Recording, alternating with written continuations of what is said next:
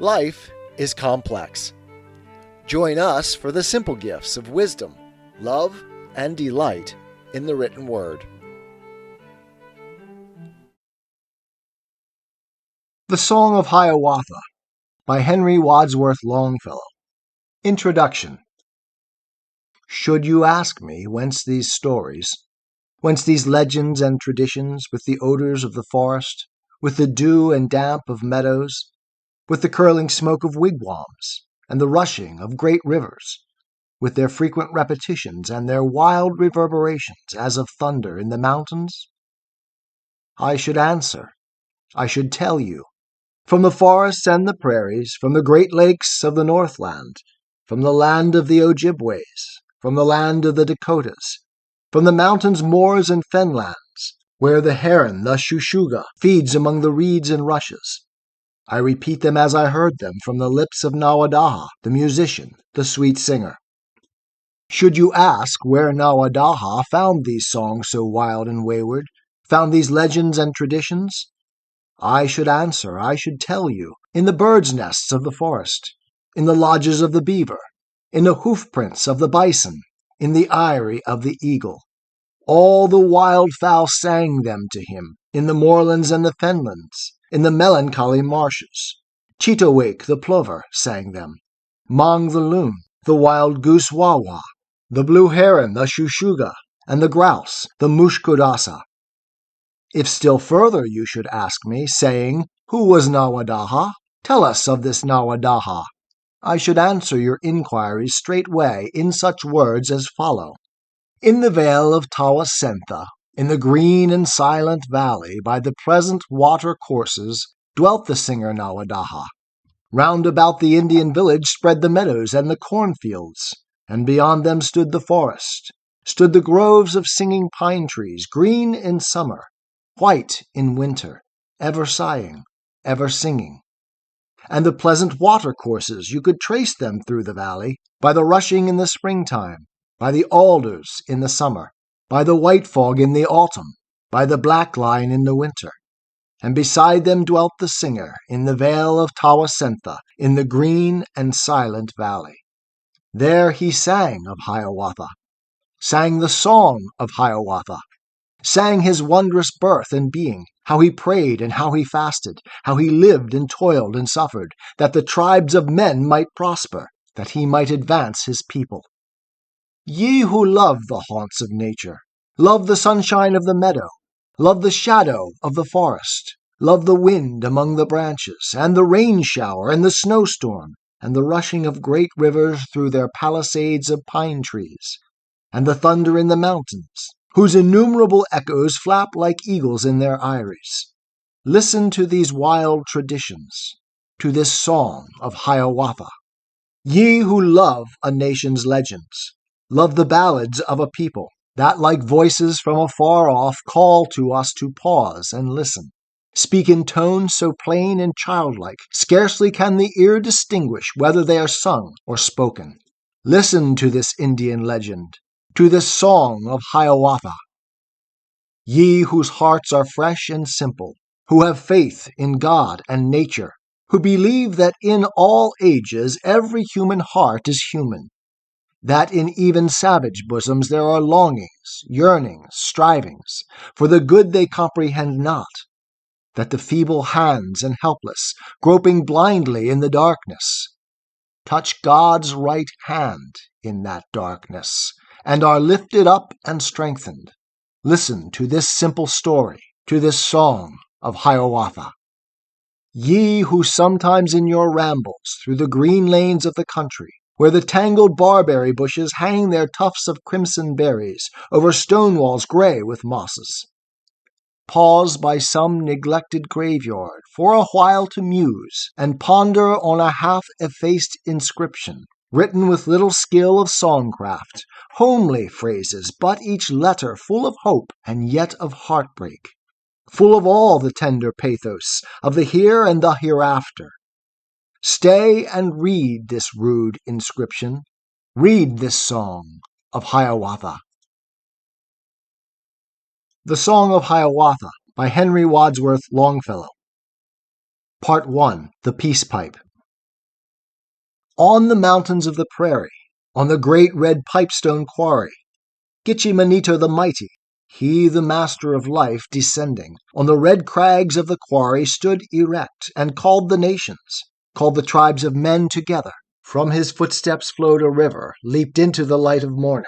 O'er the precipice plunging downward gleamed like Ishkudah the comet, and the spirit stooping earthward, with his finger on the meadow traced a winding pathway for it, saying to it, "Run in this way." From the red stone of the quarry with his hand he broke a fragment, molded it into a pipe head, shaped and fashioned it with figures. From the margin of the river took a long reed for a pipe stem, with its dark green leaves upon it.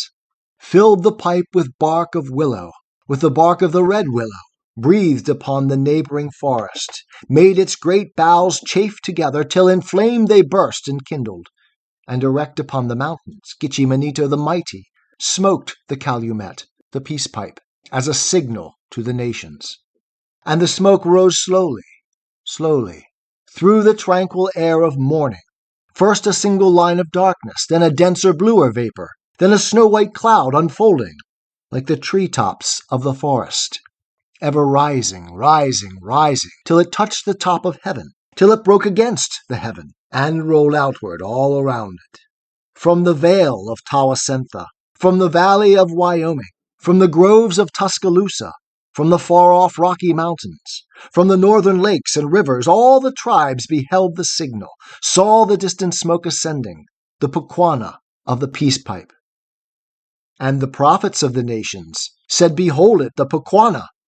By this signal from afar off, bending like a wand of willow, waving like a hand that beckons, Gitche Manito the mighty calls the tribes of men together, calls the warriors to his council. Down the rivers, o'er the prairies, came the warriors of the nations. Came the Delawares and Mohawks, came the Choctaws and Comanches, came the Shoshones and Blackfeet, came the Pawnees and Omahas, came the Mandans and Dakotas, came the Hurons and Ojibways, all the warriors drawn together by the signal of the peace pipe to the mountains of the prairie, to the great red pipestone quarry. And they stood there on the meadow, with their weapons and their war gear, painted like the leaves of autumn, painted like the sky of morning, wildly glaring at each other. In their faces stern defiance, in their hearts the feuds of ages, the hereditary hatred, the ancestral thirst of vengeance. Gitche Manito the mighty, the creator of the nations, looked upon them with compassion, with paternal love and pity, looked upon their wrath and wrangling but as quarrels among children, but as feuds and fights of children. Over them he stretched his right hand to subdue their stubborn natures, to allay their thirst and fever by the shadow of his right hand, spake to them with voice majestic as the sound of far-off waters falling into deep abysses, warning, chiding, spake in this wise, "O my children, my poor children, listen to the words of wisdom. Listen to the words of warning from the lips of the Great Spirit, from the Master of Life who made you.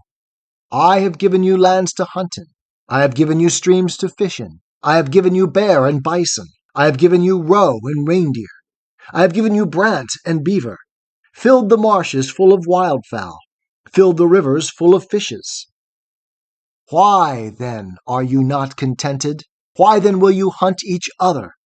I am weary of your quarrels, weary of your wars and bloodshed, weary of your prayers for vengeance, of your wranglings and dissensions. All your strength is in your union, all your danger is in discord. Therefore be at peace henceforward, and as brothers live together. I will send a prophet to you, a deliverer of the nations, who shall guide you and teach you, who shall toil and suffer with you. If you listen to his counsels, you will multiply and prosper. If his warnings pass unheeded, you will fade away and perish. Bathe now in the stream before you. Wash the war paint from your faces. Wash the bloodstains from your fingers. Bury your war clubs and your weapons. Break the redstone from this quarry. Mold and make it into peace pipes. Take the reeds that grow beside you. Deck them with your brightest feathers, smoke the calumet together, and as brothers live henceforward. Then upon the ground the warriors threw their cloaks and shirts of deerskin, threw their weapons and their war gear, leaped into the rushing river, washed the war paint from their faces. Clear above them flowed the water, clear and limpid from the footprints of the Master of Life descending. Dark below them flowed the water, soiled and stained with streaks of crimson, as if blood were mingled with it. From the river came the warriors, clean and washed from all their war paint. On the banks their clubs they buried all their warlike weapons. Gitche Manito the mighty, the great spirit the creator, smiled upon his helpless children, and in silence all the warriors broke the redstone of the quarry, smoothed and formed it into peace pipes, broke the long reeds by the river, decked them with their brightest feathers, and departed each one homeward, while the Master of Life ascending, through the opening of cloud curtains, through the doorways of the heaven, vanished from before their faces, in the smoke that rolled around him, the Pukwana of the peace pipe. The Song of Hiawatha by Henry Wadsworth Longfellow. Part 2. The Four Winds.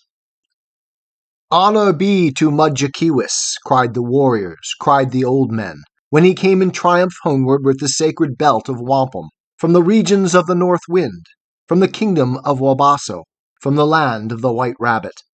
He had stolen the belt of wampum from the neck of Mishimakwa, from the great bear of the mountains, from the terror of the nations, as he lay asleep in Cumbres on the summit of the mountains, like a rock with mosses on it, spotted brown and gray with mosses.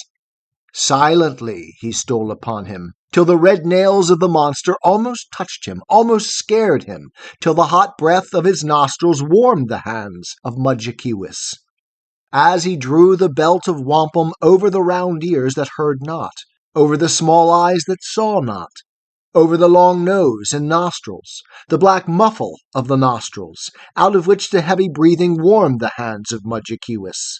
Then he swung aloft his war-club, shouted loud and long his war-cry, smote the mighty Mishimakwa in the middle of the forehead, right between the eyes he smote him. With the heavy blow bewildered rose the great bear of the mountains, but his knees beneath him trembled, and he whimpered like a woman, as he reeled and staggered forward, as he sat upon his haunches. And the mighty Mudjekeewis, standing fearlessly before him, taunted him in loud derision, spake disdainfully in this wise: "Hark you, bear, you are a coward, and no brave, as you pretended, else you would not cry and whimper like a miserable woman. Bear, you know our tribes are hostile, long have been at war together. Now you find that we are strongest. You go sneaking in the forest, you go hiding in the mountains. Had you conquered me in battle, not a groan would I have uttered. But you, bear, sit here and whimper, and disgrace your tribe by crying, like a wretched Shogodaya, like a cowardly old woman." Then again he raised his war-club, smote again the Mishimakwa in the middle of his forehead, broke his skull as ice is broken when one goes to fish in winter. Thus was slain the Mishimakwa, he the great bear of the mountains, he the terror of the nations. "Honor be to Mudjekeewis!" with a shout exclaimed the people. "Honor be to Mudjekeewis! Henceforth he shall be the west wind, and hereafter and forever shall he hold supreme dominion over all the winds of heaven. Call him no more Mudjekeewis. Call him Kabeyun, the west wind." Thus was Mudjekeewis chosen father of the winds of heaven.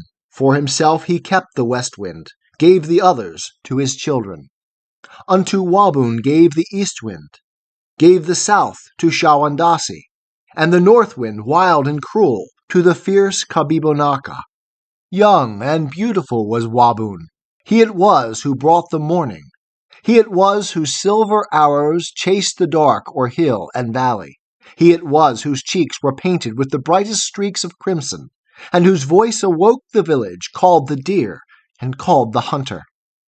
Lonely in the sky was Waboon, though the birds sang gaily to him, though the wild flowers of the meadow filled the air with odors for him, though the forests and the rivers sang and shouted at his coming. Still his heart was sad within him, for he was alone in heaven. But one morning, gazing earthward while the village still was sleeping, and the fog lay on the river, like a ghost that goes at sunrise, he beheld a maiden walking all alone upon a meadow, gathering water flags and rushes by a river in the meadow. Every morning, gazing earthward, still the first thing he beheld there was her blue eyes looking at him, 2 blue lakes among the rushes. And he loved the lonely maiden, who thus waited for his coming, for they both were solitary, she on earth and he in heaven. And he wooed her with caresses, wooed her with his smile of sunshine, with his flattering words he wooed her, with his sighing and his singing. Gentlest whispers in the branches, softest music, sweetest odors, till he drew her to his bosom, folded in his robes of crimson, till into a star he changed her, trembling still upon his bosom. And forever in the heavens they are seen together walking, Waboon and the Waboon Anang, Waboon and the star of morning. But the fierce Kabibonaka had his dwelling among icebergs, in the everlasting snowdrifts, in the kingdom of Wabasso, in the land of the white rabbit. He it was whose hand in autumn painted all the trees with scarlet, painted the leaves with red and yellow. He it was who sent the snowflakes sifting, hissing through the forest, froze the ponds, the lakes, the rivers, drove the loon and seagull southward, drove the cormorant and curlew to their nests of sedge and sea-tang, in the realms of Shawandasi. Once the fierce Kabibonaka issued from his lodge of snowdrifts, from his home among the icebergs, and his hair with snow besprinkled streamed behind him like a river, like a black and wintry river, as he howled and hurried southward over frozen lakes and moorlands. There among the reeds and rushes found he Shingebis the diver, trailing strings of fish behind him, o'er the frozen fens and moorlands, lingering still among the moorlands, though his tribe had long departed to the land of Shawandasi. Cried the fierce Kabibonaka, "Who is this that dares to brave me, dares to stay in my dominions when the Wawa has departed, when the wild goose has gone southward, and the heron, the shushuga, long ago departed southward? I will go into his wigwam, I will put his smoldering fire out." And at night Kabibonaka to the lodge came wild and wailing, heaped the snow in drifts about it, shouted down into the smoke flue, shook the lodge poles in his fury, flapped the curtain of the doorway. Shingebis the diver feared not. Shingebis the diver cared not. 4 great logs had he for firewood, 1 for each moon of the winter, and for food the fishes served him. By his blazing fire he sat there, warm and merry, eating, laughing, singing, "O Kabibonaka, you are but my fellow mortal." Then Kabibonaka entered, and, though Shingebis the diver felt his presence by the coldness, felt his icy breath upon him, still he did not cease his singing, still he did not leave his laughing, only turned the log a little, only made the fire burn brighter, made the sparks fly up the smoke flue.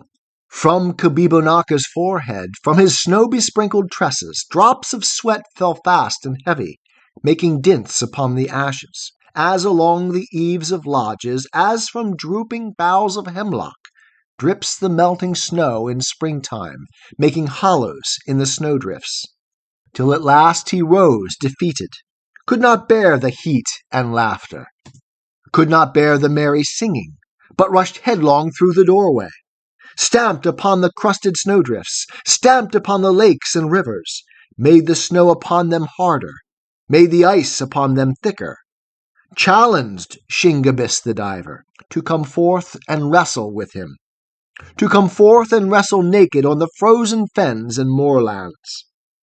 Forth went Shingebis the diver, wrestled all night with the north wind, wrestled naked on the moorlands with the fierce Kabibonaka, till his panting breath grew fainter, till his frozen grasp grew feebler, till he reeled and staggered backward and retreated, baffled, beaten, to the kingdom of Wabasso, to the land of the white rabbit, hearing still the gusty laughter, hearing Shingebis the diver, singing, O Kabibonaka, you are but my fellow mortal. Shawandasi, fat and lazy, had his dwelling far to southward, in the drowsy, dreamy sunshine, in the never-ending summer. He it was who sent the woodbirds, sent the robin, the opeechee, sent the bluebird, the owaissa, sent the shawshaw, sent the swallow, sent the wild goose wawa northward, sent the melons and tobacco, and the grapes in purple clusters. From his pipe the smoke ascending filled the sky with haze and vapor, filled the air with dreamy softness, gave a twinkle to the water, touched the rugged hills with smoothness, brought the tender Indian summer to the melancholy northland in the dreary moon of snowshoes. Listless, careless Shawandasi. In his life he had one shadow, in his heart one sorrow had he. Once, as he was gazing northward, far upon a prairie he beheld a maiden standing, saw a tall and slender maiden all alone upon a prairie. Brightest green were all her garments, and her hair was like the sunshine. Day by day he gazed upon her. Day by day he sighed with passion. Day by day his heart within him grew more hot with love and longing for the maid with yellow tresses. But he was too fat and lazy to bestir himself and woo her. Yes, too indolent and easy to pursue her and persuade her. So he only gazed upon her, only sat and sighed with passion for the maiden of the prairie, till one morning, looking northward, he beheld her yellow tresses changed and covered o'er with whiteness, covered as with whitest snowflakes. Ah, my brother from the northland, from the kingdom of Wabasso, from the land of the white rabbit, you have stolen the maiden from me. You have laid your hand upon her. You have wooed and won my maiden with your stories of the northland. Thus the wretched Shawandasi breathed into the air his sorrow, and the south wind o'er the prairie wandered warm with sighs of passion, with the sighs of Shawandasi, till the air seemed full of snowflakes, full of thistledown, the prairie, and the maid with hair like sunshine vanished from his sight forever. Never more did Shawandasi see the maid with yellow tresses. Poor deluded Shawandasi! 'Twas no woman that you gazed at, 'twas no maiden that you sighed for, 'twas the prairie dandelion that through all the dreary summer you had gazed at with such longing, you had sighed for with such passion, and had puffed away forever, blown into the air with sighing. Ah, deluded Shawandasi! Thus the four winds were divided. Thus the sons of Mudjekeewis had their stations in the heavens, at the corners of the heavens. For himself the west wind only kept the mighty Mudjekeewis. The Song of Hiawatha by Henry Wadsworth Longfellow. Part 3. Hiawatha's Childhood. Downward through the evening twilight, in the days that are forgotten, in the unremembered ages, from the full moon fell Nokomis, fell the beautiful Nokomis, she a wife, but not a mother. She was sporting with her women, swinging in a swing of grapevines, when her rival, the rejected, full of jealousy and hatred, cut the leafy swing asunder, cut in twain the twisted grapevines, and Nokomis fell affrighted downward through the evening twilight, on the muscoday, the meadow, on the prairie full of blossoms. See, a star falls, said the people. From the sky a star is falling. There among the ferns and mosses, there among the prairie lilies, on the muscoday, the meadow, in the moonlight and the starlight, fair Nokomis bore a daughter, and she called her name Winona, as the firstborn of her daughters. And the daughter of Nokomis grew up like the prairie lilies, grew a tall and slender maiden, with the beauty of the moonlight, with the beauty of the starlight. And Nokomis warned her often, saying oft and oft repeating, O beware of Mudjekeewis, of the west wind, Mudjekeewis. Listen not to what he tells you. Lie not down upon the meadow, stoop not down among the lilies, lest the west wind come and harm you. But she heeded not the warning, heeded not those words of wisdom. And the west wind came at evening, walking lightly o'er the prairie, whispering to the leaves and blossoms, bending low the flowers and grasses, found the beautiful Winona lying there among the lilies, wooed her with his words of sweetness, wooed her with his soft caresses, till she bore a son in sorrow, bore a son of love and sorrow. Thus was born my Hiawatha, thus was born the child of wonder. But the daughter of Nokomis, Hiawatha's gentle mother, in her anguish died deserted by the west wind, false and faithless, by the heartless Mudjekeewis. For her daughter long and loudly wailed and wept the sad Nokomis. "Oh, that I were dead," she murmured. "Oh, that I were dead, as thou art. No more work, and no more weeping. Wahonowin, Wahonowin." By the shores of Gitchigumi, by the shining Big Sea water, stood the wigwam of Nokomis, daughter of the moon Nokomis. Dark behind it rose the forest, rose the black and gloomy pine trees, rose the fir trees with cones upon them. Bright before it beat the water, beat the clear and sunny water, beat the shining Big Sea water. There the wrinkled old Nokomis nursed the little Hiawatha, rocked him in his linden cradle, bedded soft in moss and rushes, safely bound with reindeer sinews, stilled his fretful wail by saying, "Hush, the naked bear will hear thee," lulled him into slumber, singing, "Iwayea, my little owlet. Who is this that lights the wigwam? With his great eyes lights the wigwam? Iwayea, my little owlet." Many things Nokomis taught him of the stars that shine in heaven, showed him Ishkudah the comet, Ishkudah with fiery tresses, showed the death dance of the spirits, warriors with their plumes and war clubs, flaring far away to northward in the frosty nights of winter, showed the broad white road in heaven, pathway of the ghosts the shadows, running straight across the heaven, crowded with the ghosts the shadows. At the door on summer evenings sat the little Hiawatha, heard the whispering of the pine trees, heard the lapping of the waters, sounds of music, words of wonder. "Miniwawa," said the pine trees. "Mudwe aushka," said the water. Saw the firefly, Wawatesi, flitting through the dusk of evening with the twinkle of its candle lighting up the brakes and bushes. And he sang the song of children, sang the song Nokomis taught him. "Wawatesi, little firefly, little flitting white fire insect, little dancing white fire creature, light me with your little candle, ere upon my bed I lay me, ere in sleep I close my eyelids." Saw the moon rise from the water, rippling, rounding from the water, saw the flecks and shadows on it, whispered, "What is that, Nokomis?" And the good Nokomis answered, "Once a warrior, very angry, seized his grandmother and threw her up into the sky at midnight. Right against the moon he threw her. 'Tis her body that you see there." Saw the rainbow in the heaven, in the eastern sky the rainbow, whispered, "What is that, Nokomis?" And the good Nokomis answered, "'Tis the heaven of flowers you see there, all the wildflowers of the forest, all the lilies of the prairie.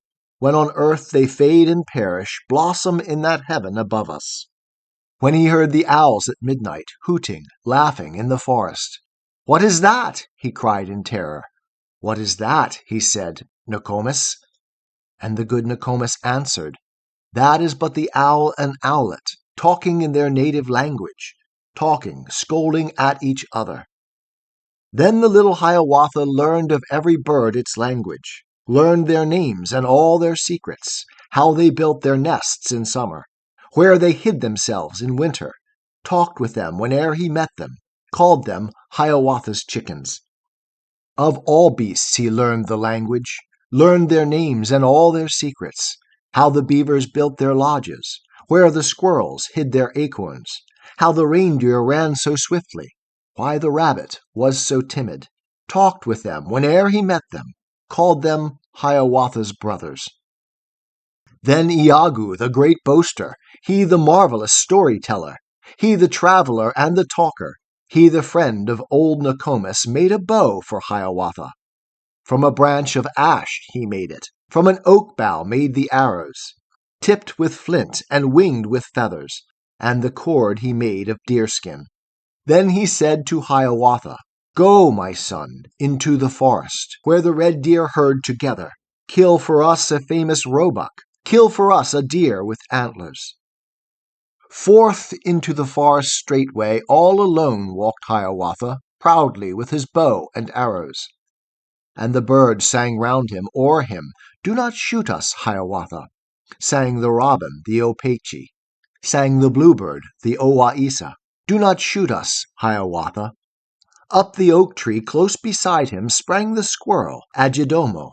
In and out among the branches, coughed and chattered from the oak tree, laughed, and said between his laughing, "Do not shoot me, Hiawatha." And the rabbit from his pathway leaped aside and at a distance sat erect upon his haunches, half in fear and half in frolic, saying to the little hunter, "Do not shoot me, Hiawatha." But he heeded not nor heard them, for his thoughts were with the red deer. On their tracks his eyes were fastened, leading downward to the river, to the ford across the river, and as one in slumber walked he. Hidden in the alder bushes, there he waited till the deer came, till he saw two antlers lifted, saw two eyes look from the thicket, saw two nostrils point to windward, and a deer came down the pathway, flecked with leafy light and shadow. And his heart within him fluttered, trembled like the leaves above him, like the birch leaf palpitated, as the deer came down the pathway. Then, upon one knee uprising, Hiawatha aimed an arrow. Scarce a twig moved with his motion, scarce a leaf was stirred or rustled. But the wary roebuck started, stamped with all his hoofs together, listened with one foot uplifted, leaped as if to meet the arrow. Ah, the singing, fatal arrow! Like a wasp it buzzed and stung him. Dead he lay there in the forest, by the ford across the river, beat his timid heart no longer. But the heart of Hiawatha throbbed and shouted and exulted as he bore the red deer homeward. And Iagu and Nokomis hailed his coming with applauses. From the red deer's hide Nokomis made a cloak for Hiawatha. From the red deer's flesh Nokomis made a banquet to his honor. All the village came and feasted. All the guests praised Hiawatha, called him Strongheart, Soangeteha, called him Loonheart, Mongotesi. The Song of Hiawatha by Henry Wadsworth Longfellow. Part 4. Hiawatha and Mudjekeewis. Out of childhood into manhood now had grown my Hiawatha, skilled in all the craft of hunters, learned in all the lore of old men, in all youthful sports and pastimes, in all manly arts and labors. Swift of foot was Hiawatha. He could shoot an arrow from him and run forward with such fleetness that the arrow fell behind him. Strong of arm was Hiawatha. He could shoot 10 arrows upward, shoot them with such strength and swiftness that the 10th had left the bowstring ere the first to earth had fallen. He had mittens, minjekawun, magic mittens made of deerskin. When upon his hands he wore them, he could smite the rocks asunder. He could grind them into powder. He had moccasins enchanted, magic moccasins of deerskin. When he bound them round his ankles, when upon his feet he tied them, at each stride a mile he measured. Much he questioned old Nokomis of his father Mudjekeewis, learned from her the fatal secret of the beauty of his mother, of the falsehood of his father. And his heart was hot within him, like a living coal his heart was. Then he said to old Nokomis, "I will go to Mudjekeewis, see how it fares with my father, at the doorways of the west wind, at the portals of the sunset." From his lodge went Hiawatha, dressed for travel, armed for hunting, dressed in deerskin shirt and leggings, richly wrought with quills and wampum. On his head his eagle feathers, round his waist his belt of wampum, in his hand his bow of ashwood, strung with sinews of the reindeer. In his quiver oaken arrows, tipped with jasper, winged with feathers. With his mittens minjekawun, with his moccasins enchanted. Warning said the old Nokomis, "Go not forth, O Hiawatha, to the kingdom of the west wind, to the realms of Mudjekeewis, lest he harm you with his magic, lest he kill you with his cunning." But the fearless Hiawatha heeded not her woman's warning. Forth he strode into the forest. At each stride a mile he measured. Lurid seemed the sky above him. Lurid seemed the earth beneath him. Hot and close the air around him, filled with smoke and fiery vapors, as of burning woods and prairies. For his heart was hot within him. Like a living coal his heart was. So he journeyed westward, westward, left the fleetest deer behind him, left the antelope and bison, crossed the rushing Escanaba, crossed the mighty Mississippi, past the mountains of the prairie, past the land of crows and foxes, past the dwellings of the Blackfeet, came unto the Rocky Mountains, to the kingdom of the west wind, where upon the gusty summits sat the ancient Mudjekeewis, ruler of the winds of heaven. Filled with awe was Hiawatha at the aspect of his father. On the air about him wildly tossed and streamed his cloudy tresses, gleamed like drifting snow his tresses, glared like Ishkuda the comet, like the star with fiery tresses. Filled with joy was Mudjekeewis when he looked on Hiawatha, saw his youth rise up before him in the face of Hiawatha, saw the beauty of Winona from the grave rise up before him. "Welcome," said he, "Hiawatha, to the kingdom of the west wind. Long have I been waiting for you. Youth is lovely, age is lonely. Youth is fiery, age is frosty. You bring back the days departed, you bring back my youth of passion, and the beautiful Winona." Many days they talked together, questioned, listened, waited, answered. Much the mighty Mudjekeewis boasted of his ancient prowess, of his perilous adventures, his indomitable courage, his invulnerable body. Patiently sat Hiawatha, listening to his father's boasting. With a smile he sat and listened, uttered neither threat nor menace. Neither word nor look betrayed him, but his heart was hot within him, like a living coal his heart was. Then he said, "O Mudjekeewis, is there nothing that can harm you? Nothing that you are afraid of?" And the mighty Mudjekeewis, grand and gracious in his boasting, answered, saying, "There is nothing, nothing but the black rock yonder, nothing but the fatal wall beak." And he looked at Hiawatha with a wise look and benignant, with a countenance paternal, looked with pride upon the beauty of his tall and graceful figure, saying, "O my Hiawatha, is there anything can harm you? Anything you are afraid of?" But the wary Hiawatha paused a while as if uncertain, held his peace as if resolving, and then answered, "There is nothing, nothing but the bulrush yonder, nothing but the great Apukwa." And as Mudjekeewis, rising, stretched his hand to pluck the bulrush, Hiawatha cried in terror, cried in well-dissembled terror, "Kago, Kago, do not touch it." "Ah, Kawin," said Mudjekeewis, "no indeed, I will not touch it."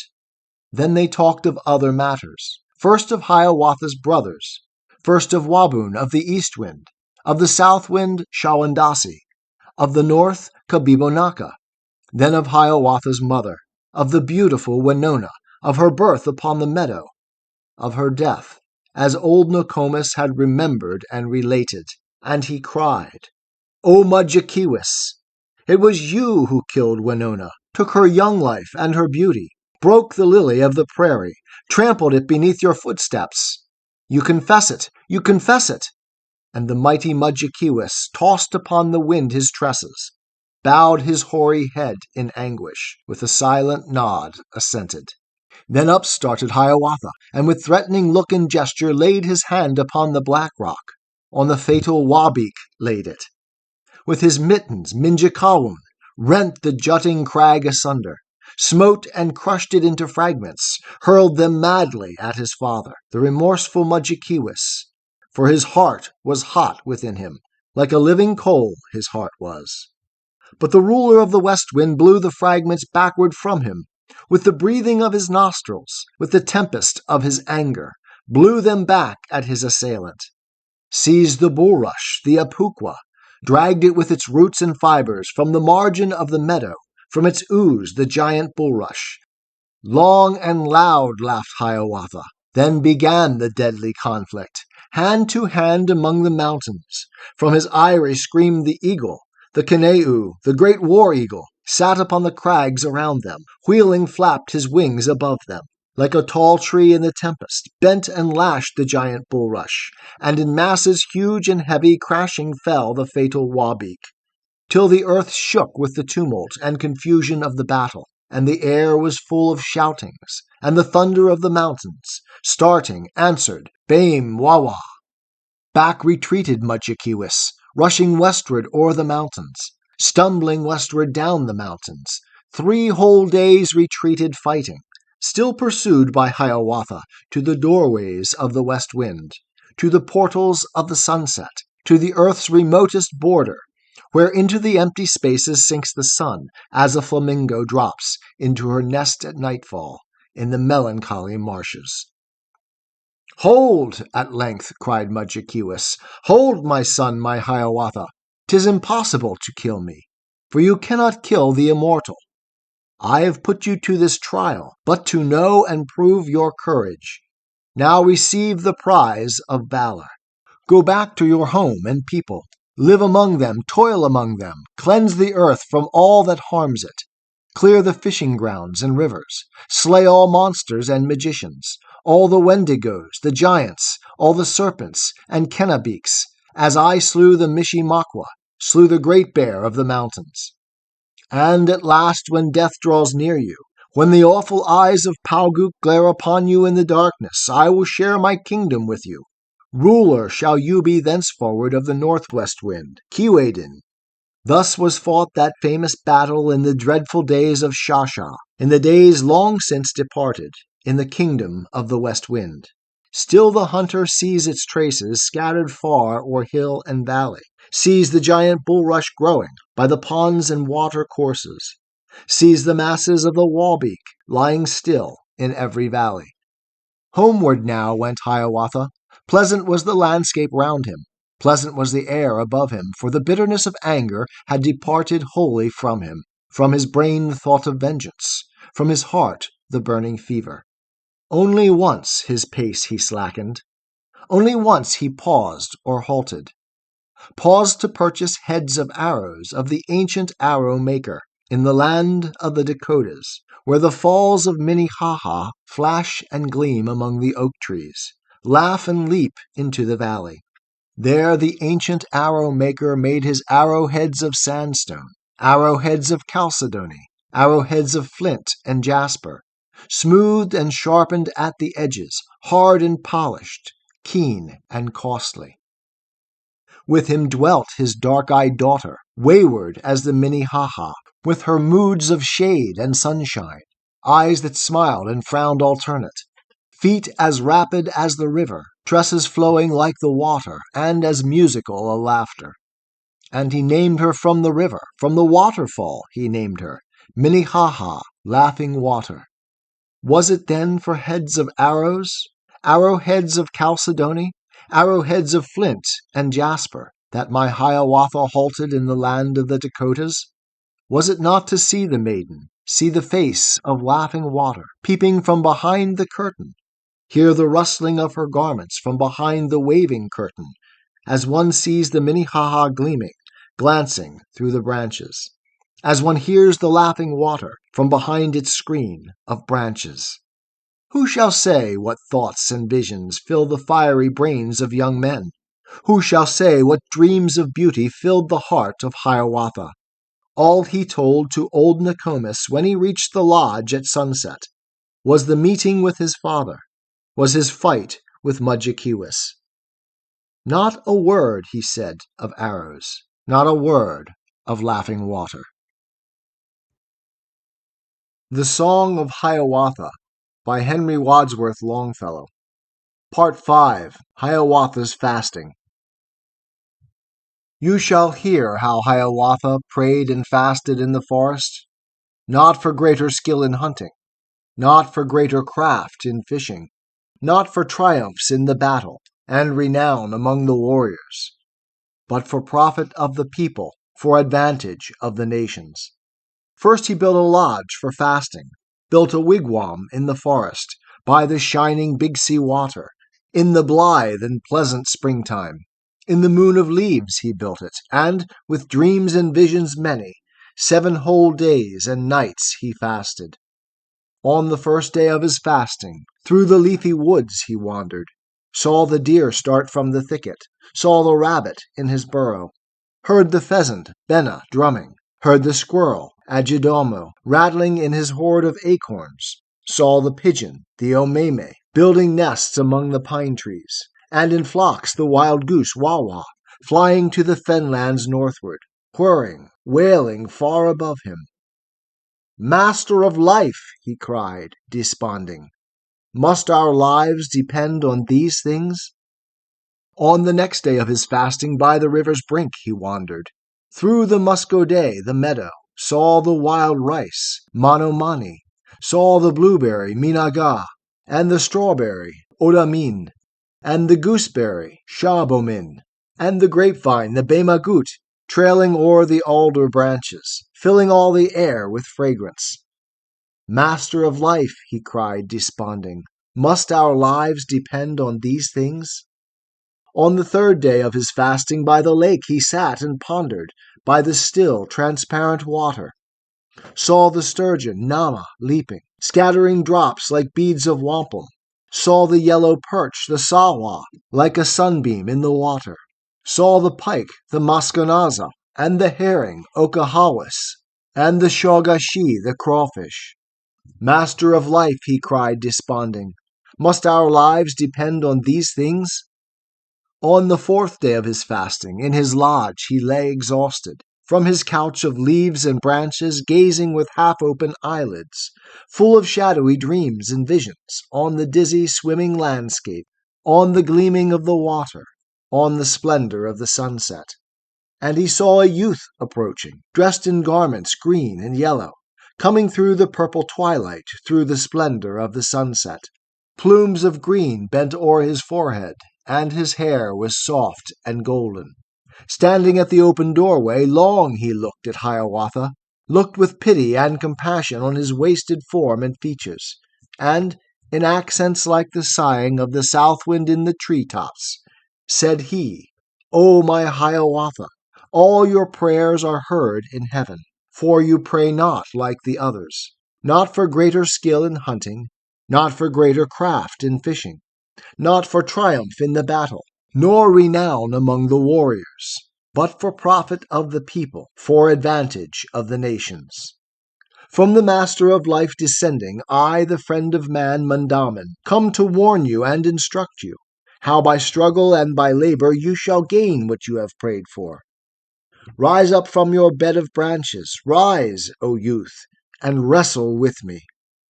Faint with famine, Hiawatha started from his bed of branches, from the twilight of his wigwam forth into the flush of sunset, came and wrestled with Mundaman. At his touch he felt new courage throbbing in his brain and bosom, felt new life and hope and vigor run through every nerve and fiber.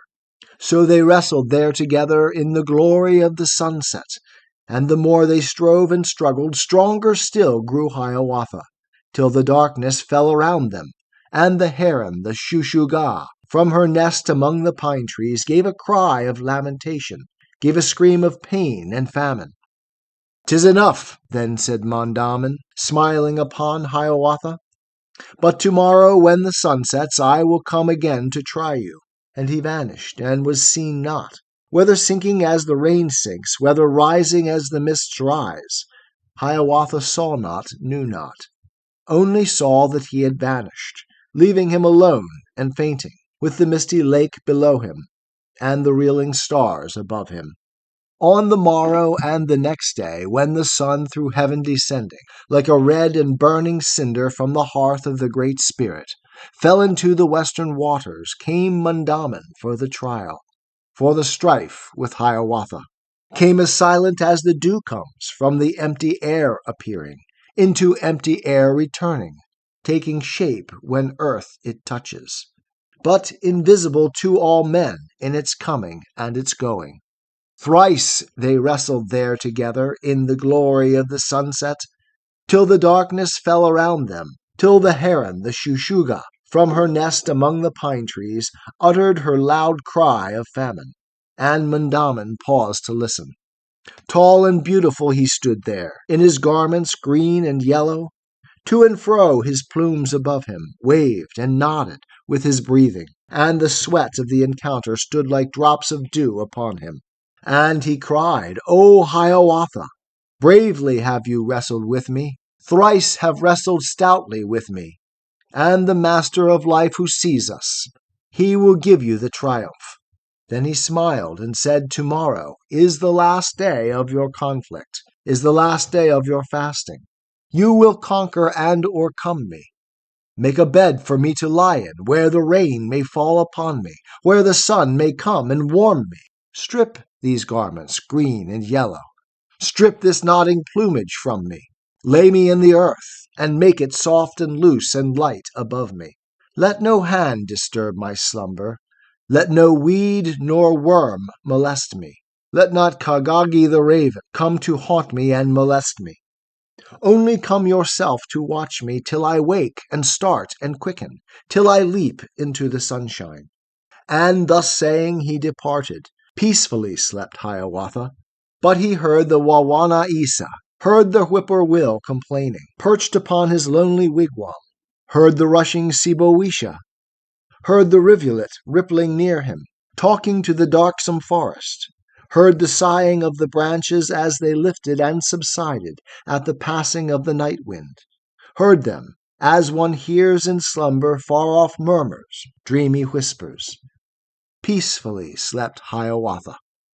On the morrow came Nokomis, on the 7th day of his fasting, came with food for Hiawatha, came imploring and bewailing, lest his hunger should o'ercome him, lest his fasting should be fatal.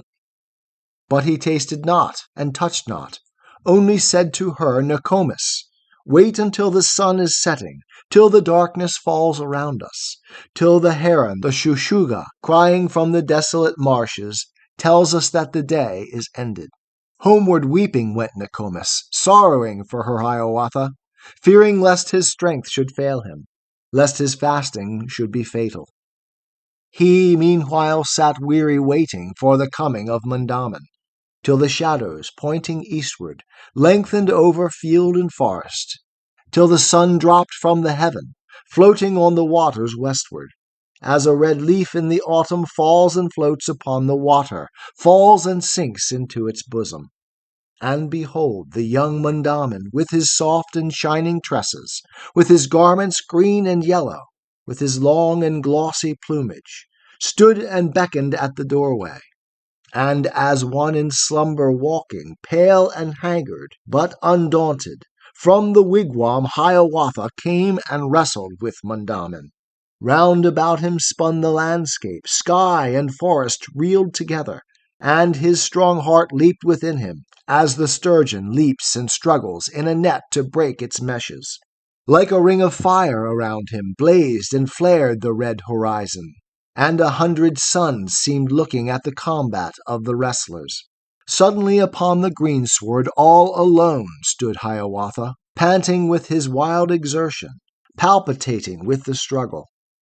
And before him, breathless, lifeless, lay the youth, with hair disheveled, plumage torn, and garments tattered.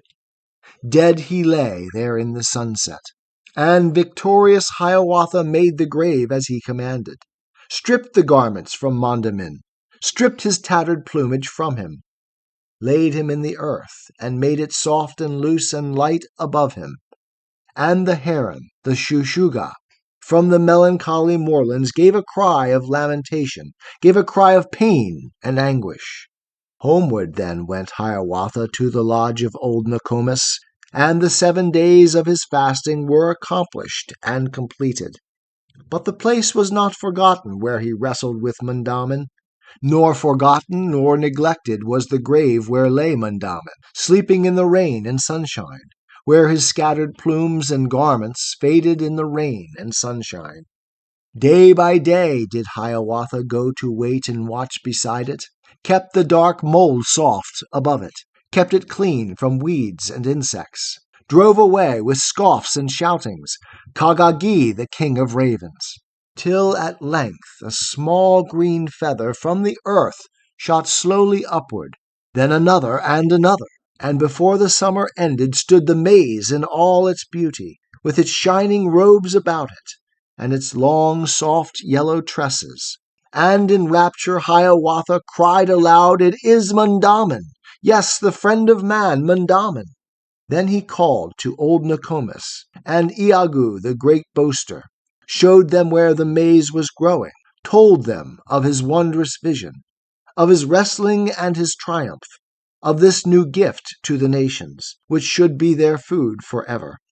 And still later, when the autumn changed the long green leaves to yellow, and the soft and juicy kernels grew like wampum, hard and yellow, then the ripened ears he gathered, stripped the withered husks from off them, as he once had stripped the wrestler, gave the first feast of Mondamin, and made known unto the people this new gift of the Great Spirit. The Song of Hiawatha by Henry Wadsworth Longfellow. Part 6. Hiawatha's Friends. Two good friends had Hiawatha, singled out from all the others, bound to him in closest union, and to whom he gave the right hand of his heart in joy and sorrow, Chibiabos the musician, and the very strong man Kwasind. Straight between them ran the pathway, never grew the grass upon it. Singing birds that utter falsehoods, storytellers, mischief-makers, found no eager ear to listen, could not breed ill will between them, for they kept each other's counsel, spake with naked hearts together, pondering much and much contriving how the tribes of men might prosper. Most beloved by Hiawatha was the gentle Chibiabos, he the best of all musicians, he the sweetest of all singers. Beautiful and childlike was he, brave as man is, soft as woman, pliant as a wand of willow, stately as a deer with antlers. When he sang, the village listened. All the warriors gathered round him. All the women came to hear him. Now he stirred their souls to passion. Now he melted them to pity. From the hollow reeds he fashioned flutes so musical and mellow that the brook, the Sibowisha, ceased to murmur in the woodland, that the woodbird ceased from singing, and the squirrel, Ajidomo, ceased his chatter in the oak tree, and the rabbit, the Wabasso, sat upright to look and listen. Yes, the brook, the Sibowisha, pausing, said, "O Chibiabos, teach my waves to flow in music softly as your words in singing." Yes, the bluebird, the Owaissa, envious, said, "O Chibiabos, teach me tones as wild and wayward, teach me songs as full of frenzy." Yes, the robin, the Opeechee, joyous, said, "O Chibiabos, teach me tones as sweet and tender, teach me songs as full of gladness." And the whippoorwill, Wawanaissa, sobbing, said, "O Chibiabos, teach me tones as melancholy, teach me songs as full of sadness." All the many sounds of nature borrowed sweetness from his singing. All the hearts of men were softened by the pathos of his music. For he sang of peace and freedom, sang of beauty, love, and longing, sang of death and life undying, in the islands of the blessed, in the kingdom of Ponema, in the land of the hereafter. Very dear to Hiawatha was the gentle Chibiabos, he the best of all musicians, he the sweetest of all singers. For his gentleness he loved him, and the magic of his singing. Dear, too, unto Hiawatha was the very strong man Kwasind, he the strongest of all mortals, he the mightiest among many. For his very strength he loved him, for his strength allied to goodness. Idle in his youth was Kwasind, very listless, dull, and dreamy. never played with other children, never fished and never hunted. Not like other children was he.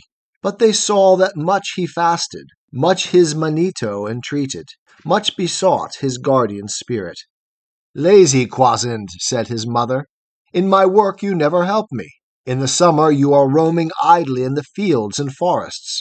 In the winter you are cowering o'er the firebrands in the wigwam. In the coldest days of winter I must break the ice for fishing. With my nets you never help me. At the door my nets are hanging, dripping, freezing with water. Go and wring them, Yenadizi. Go and dry them in the sunshine. Slowly from the ashes Kwasind rose, but made no angry answer. From the lodge went forth in silence, took the nets that hung together, dripping, freezing at the doorway. Like a wisp of straw he wrung them. Like a wisp of straw he broke them. Could not wring them without breaking, such the strength was in his fingers. Lazy Kwasind, said his father, in the hunt you never help me. Every bow you touch is broken, snapped asunder every arrow. Yet come with me to the forest. You shall bring the hunting homeward. Down a narrow pass they wandered, where a brooklet led them onward, where the trail of deer and bison marked the soft mud on the margin, till they found all further passage shut against them, barred securely by the trunks of trees uprooted, lying lengthwise, lying crosswise, and forbidding further passage. We must go back, said the old man. O'er these logs we cannot clamber. Not a woodchuck could get through them, not a squirrel clamber o'er them. And straightway his pipe he lighted, and sat down to smoke and ponder. But before his pipe was finished, lo, the path was cleared before him. All the trunks had Kwasind lifted, to the right hand, to the left hand, shot the pine trees swift as arrows, hurled the cedars, light as lances. Lazy Kwasind, said the young men as they sported in the meadow, why stand idly looking at us, leaning on the rock behind you? Come and wrestle with the others, let us pitch the quoit together. Lazy Kwasind made no answer, to their challenge made no answer, only rose and slowly turning, seized the huge rock in his fingers, tore it from its deep foundation, poised it in the air a moment, pitched it sheer into the river, sheer into the swift Powhatan, where it still is seen in summer. Once as down that foaming river, down the rapids of Powhatan, Kwasind sailed with his companions. In the stream he saw a beaver, saw Ahmeek, the king of beavers, struggling with the rushing currents, rising, sinking in the water. Without speaking, without pausing, Kwasind leaped into the river, plunged beneath the bubbling surface, through the whirlpools chased the beaver, followed him among the islands, stayed so long beneath the water that his terrified companions cried, Alas, goodbye to Kwasind! We shall never more see Kwasind. But he reappeared, triumphant, and upon his shining shoulders brought the beaver, dead and dripping, brought the king of all the beavers. And these two, as I have told you, were the friends of Hiawatha, Chibiabus, the musician, and the very strong man Kwasind.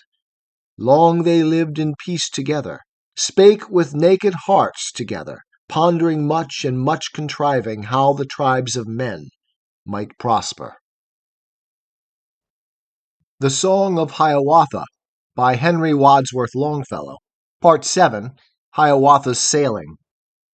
Give me of your bark, O birch tree, of your yellow bark, O birch tree, growing by the rushing river, tall and stately in the valley. I a light canoe will build me, build a swift chimon for sailing, that shall float upon the river like a yellow leaf in autumn, like a yellow water lily. Lay aside your cloak, O birch tree, lay aside your white skin wrapper, for the summer time is coming, and the sun is warm in heaven, and you need no white skin wrapper. Thus aloud cried Hiawatha in the solitary forest, by the rushing Taquamenaw, when the birds were singing gaily, and the moon of leaves were singing, and the sun, from sleep awaking, started up and said, Behold me, Jesus, the great sun, behold me. And the tree with all its branches rustled in the breeze of morning, saying, with a sigh of patience, Take my cloak, O Hiawatha. With his knife the tree he girdled, just beneath its lowest branches. Just above the roots he cut it, till the sap came oozing outward. Down the trunk from top to bottom, sheer he cleft the bark asunder. With a wooden wedge he raised it, stripped it from the trunk unbroken. Give me of your boughs, O cedar, of your strong and pliant branches, my canoe to make more steady, make more strong and firm beneath me. Through the summit of the cedar went a sound, a cry of horror, went a murmur of resistance. But it whispered, bending downward, Take my boughs, O Hiawatha. Down he hewed the boughs of cedar, shaped them straightway to a framework. Like two bows he formed and shaped them, like two bended bows together. Give me of your roots, O tamarack, of your fibrous roots, O larch tree, my canoe to bind together, so to bind the ends together that the water may not enter, that the river may not wet me. And the larch with all its fibers shivered in the air of morning, touched his forehead with its tassels, said with one long sigh of sorrow, Take them all, O Hiawatha.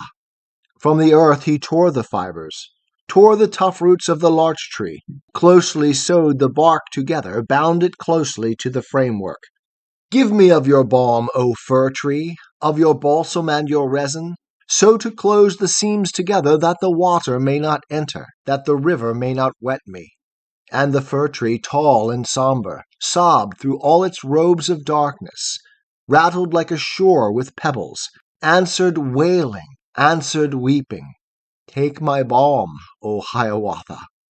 And he took the tears of balsam, took the resin of the fir tree, smeared therewith each seam and fissure, made each crevice safe from water. Give me of your quills, O hedgehog, all your quills, O cog the hedgehog. I will make a necklace of them, make a girdle for my beauty, and 2 stars to deck her bosom. From a hollow tree the hedgehog with his sleepy eyes looked at him, shot his shining quills like arrows, saying with a drowsy murmur through the tangle of his whiskers, Take my quills, O Hiawatha. From the ground the quills he gathered, all the little shining arrows, stained them red and blue and yellow, with the juice of roots and berries. Into his canoe he wrought them, round its waist a shining girdle, round its bows a gleaming necklace, on its breast 2 stars resplendent. Thus the birch canoe was builded in the valley by the river, in the bosom of the forest, and the forest life was in it, all its mystery and its magic, all the lightness of the birch tree, all the toughness of the cedar, all the larch's supple sinews, and it floated on the river like a yellow leaf in autumn, like a yellow water lily. Paddles none had Hiawatha, paddles none he had or needed, for his thoughts as paddles served him, and his wishes served to guide him. Swift or slow at will he glided, veered to right or left at pleasure. Then he called aloud to Quasend, to his friend the strong man Quasend, saying, Help me clear this river of its sunken logs and sandbars. Straight into the river Quasend plunged as if he were an otter, dived as if he were a beaver, stood up to his waist in water, to his armpits in the river, swam and shouted in the river, tugged at sunken logs and branches. With his hands he scooped the sandbars, with his feet the ooze and tangle. And thus sailed my Hiawatha down the rushing Taquamenaw, sailed through all its bends and windings, sailed through all its deeps and shallows, while his friend the strong man Quasend swam the deeps the shallows waded. Up and down the river went they, in and out among its islands, cleared its bed of root and sandbar, dragged the dead trees from its channel, made its passage safe and certain, made a pathway for the people. From its springs among the mountains to the waters of Powhatan, to the bay of Taquamenaw. The Song of Hiawatha by Henry Wadsworth Longfellow. Part 8. Hiawatha's Fishing. Forth upon the Gitchigumi, on the shining Big Sea water, with his fishing line of cedar, of the twisted bark of cedar, forth to catch the sturgeon Nama, Mishinama, king of fishes. In his birch canoe exulting, all alone went Hiawatha. Through the clear, transparent water he could see the fishes swimming far down in the depths below him.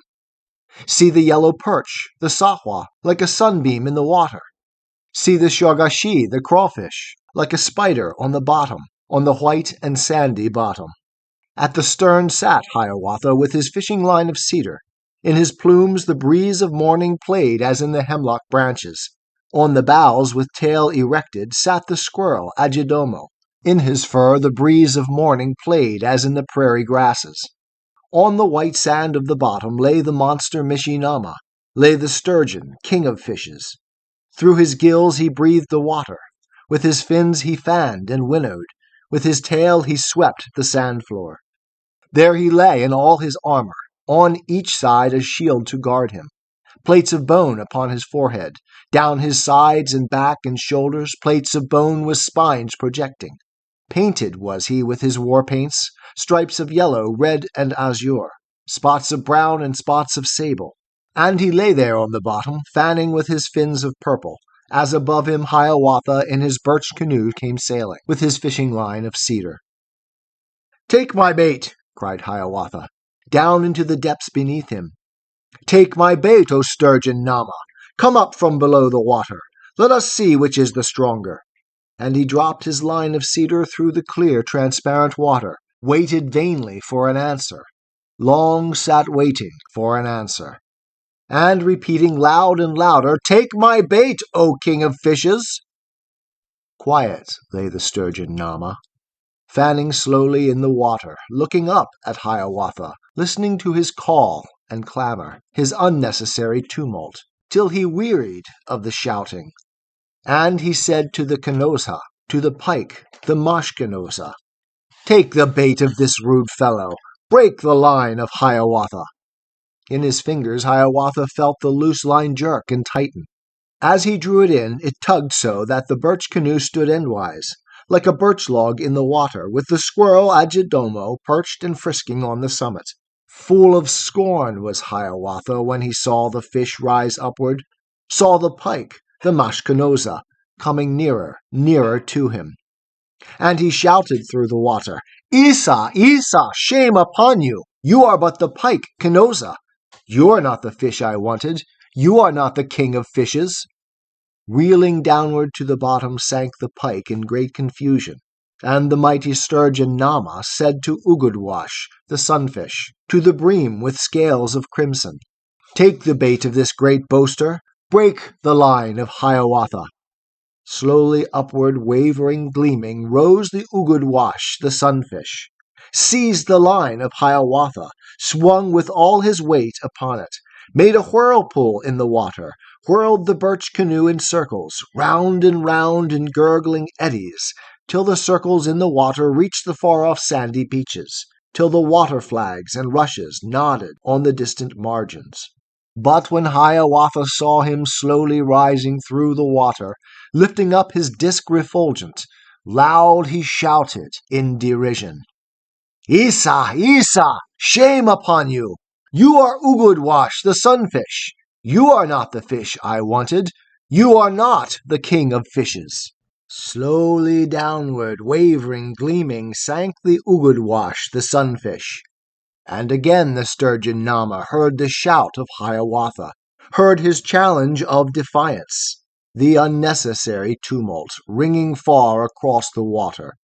From the white sand of the bottom up he rose with angry gesture, quivering in each nerve and fiber, clashing all his plates of armor, gleaming bright with all his war paint. In his wrath he darted upward, flashing leaped into the sunshine, opened his great jaws and swallowed both canoe and Hiawatha.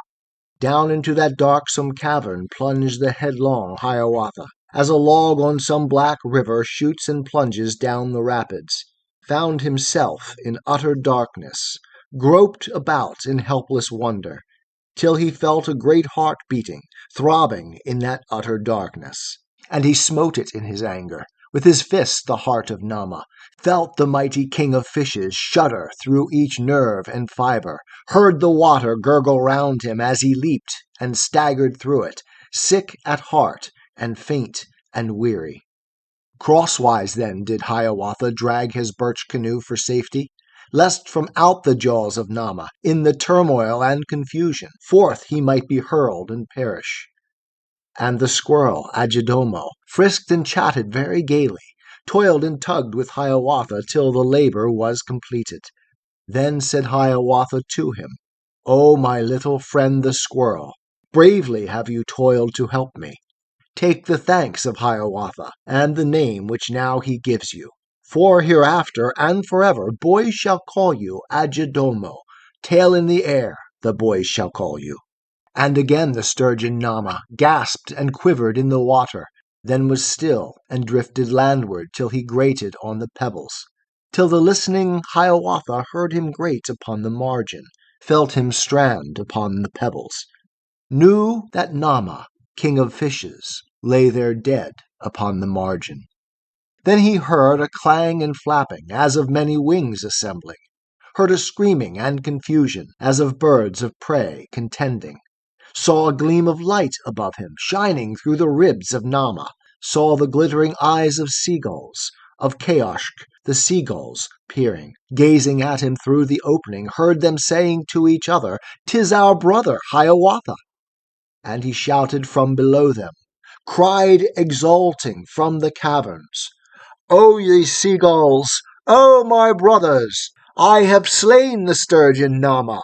Make the rifts a little larger, with your claws the opening widen, set me free from this dark prison, and henceforward and forever men shall speak of your achievements, calling you Kaoshk, the seagulls. Yes, Kaoshk, the noble scratchers."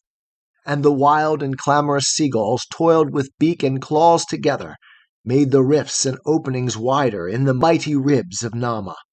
And from peril and from prison, from the body of the sturgeon, from the peril of the water, they released my Hiawatha.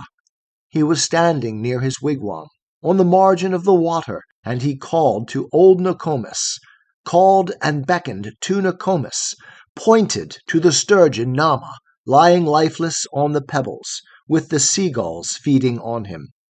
"I have slain the Mishinama, slain the king of fishes," said he. "Look, the seagulls feed upon him. Yes, my friends Kaoshk, the seagulls. Drive them not away, Nokomis. They have saved me from great peril in the body of the sturgeon. Wait until their meal is ended, till their crawls are full with feasting, till they homeward fly at sunset, to their nests among the marshes. Then bring all your pots and kettles, and make oil for us in winter." And she waited till the sun set, till the pallid moon, the night sun, rose above the tranquil water, till Kaoshk, the sated seagulls, from their banquet rose with clamor, and across the fiery sunset winged their way to far-off islands, to their nests among the rushes. To his sleep went Hiawatha, and Nokomis to her labor, toiling patient in the moonlight, till the sun and moon changed places, till the sky was red with sunrise, and Kaoshk, the hungry seagulls, came back from the reedy islands, clamorous for their morning banquet. 3 whole days and nights alternate, old Nokomis and the seagulls stripped the oily flesh of Nama, till the waves washed through the rib bones, till the seagulls came no longer, and upon the sands lay nothing but the skeleton of Nama. The Song of Hiawatha by Henry Wadsworth Longfellow. Part 9. Hiawatha and the Pearl Feather. On the shores of Gitchigumi, of the shining Big Sea water, stood Nokomis, the old woman, pointing with her finger westward, o'er the water pointing westward, to the purple clouds of sunset. Fiercely the red sun descending burned his way along the heavens, set the sky on fire behind him, as war parties, when retreating, burn the prairies on their war trail. And the moon, the night sun, eastward, suddenly starting from his ambush, followed fast those bloody footprints, followed in that fiery war trail with its glare upon his features. And Nokomis, the old woman, pointing with her finger westward, spake these words to Hiawatha. "Yonder dwells the great pearl feather, Megisagwan, the magician, Manito of wealth and wampum, guarded by his fiery serpents, guarded by the black pitchwater. You can see his fiery serpents, the Kennebeak, the great serpents, coiling, playing in the water.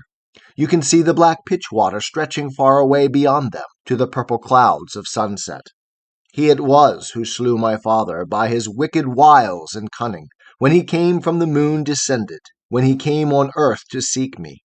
He, the mightiest of magicians, sends the fever from the marshes, sends the pestilential vapors, sends the poisonous exhalations, sends the white fog from the fenlands, sends disease and death among us. Take your bow, O Hiawatha. Take your arrows, jasper-headed.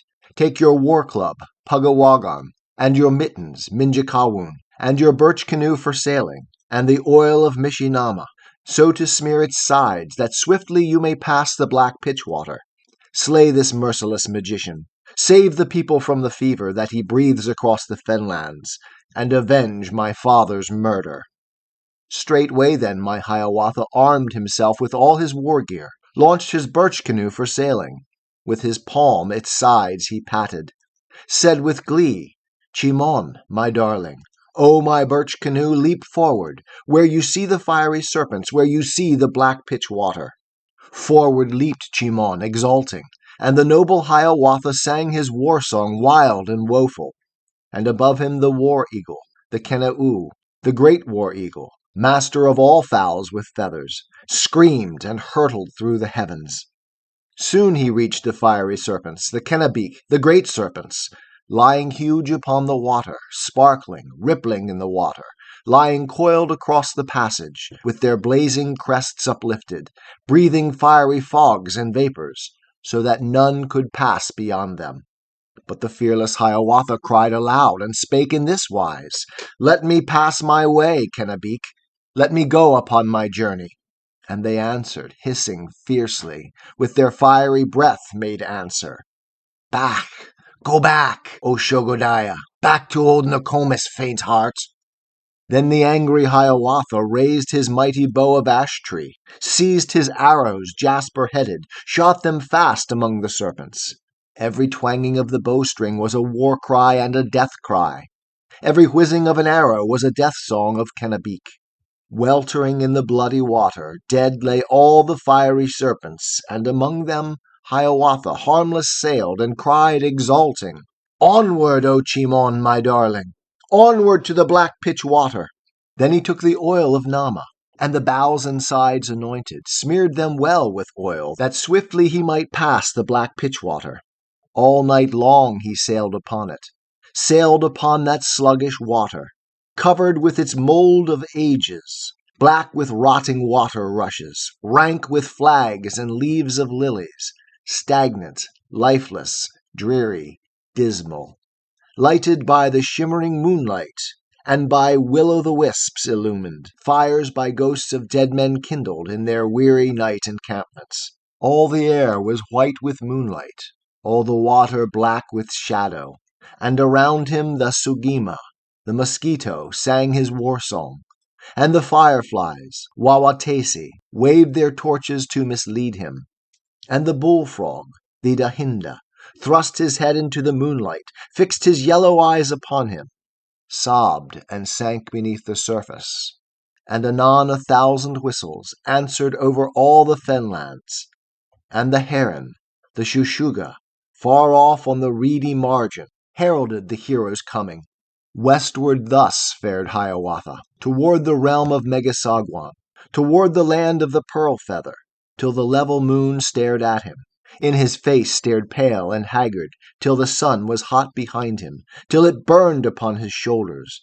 And before him on the upland he could see the shining wigwam of the Manito of Wampum, of the mightiest of magicians.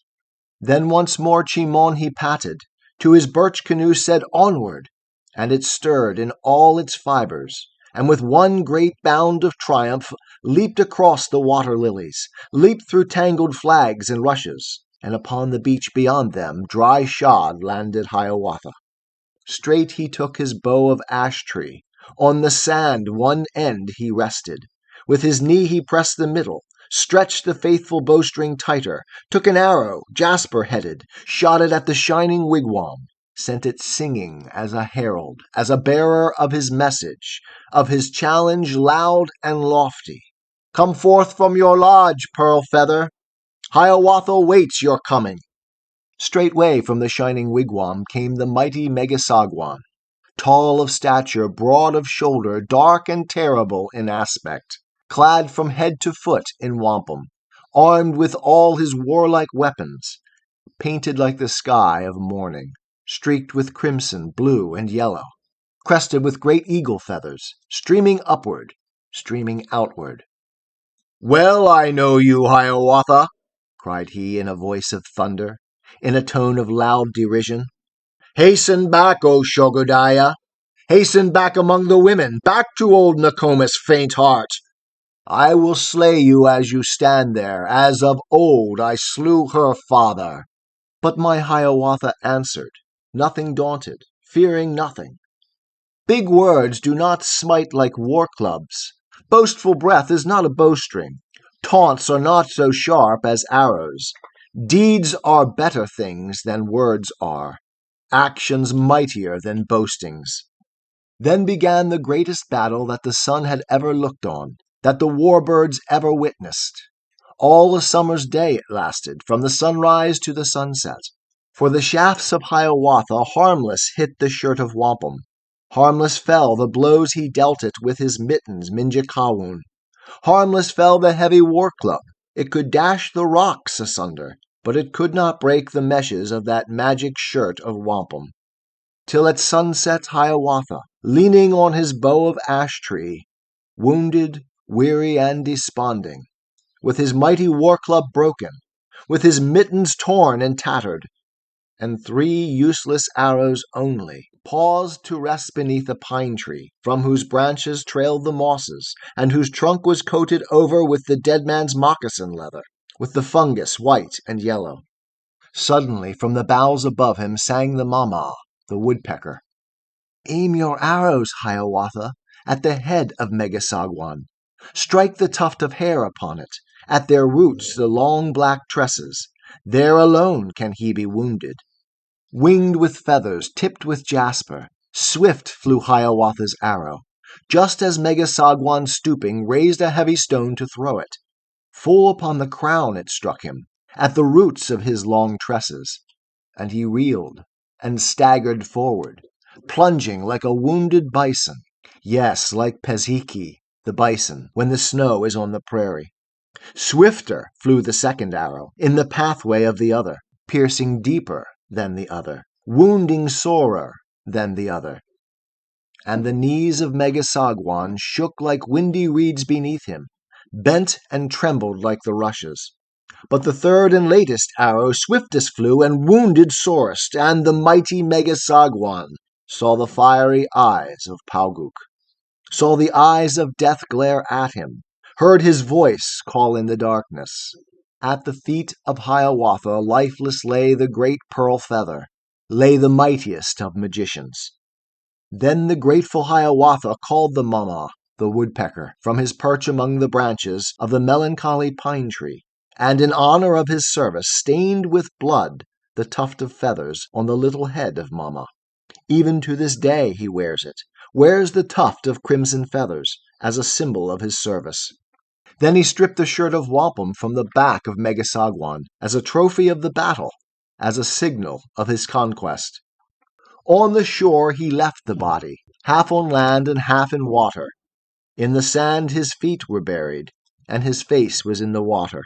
And above him wheeled and clamored the Keneu, the great war eagle, sailing round in narrower circles, hovering nearer, nearer, nearer. From the wigwam Hiawatha bore the wealth of Megasagwan, all his wealth of skins and wampum, furs of bison and of beaver, furs of sable and of ermine, wampum belts and strings and pouches, quivers wrought with beads of wampum, filled with arrows, silver-headed. Homeward then he sailed exulting, homeward through the black pitch water, homeward through the weltering serpents, with the trophies of the battle, with a shout and song of triumph. On the shore stood old Nokomis. On the shore stood Chibiabos, and the very strong man Kwasind, waiting for the hero's coming, listening to his songs of triumph. And the people of the village welcomed him with songs and dances, made a joyous feast, and shouted, "Honor be to Hiawatha!"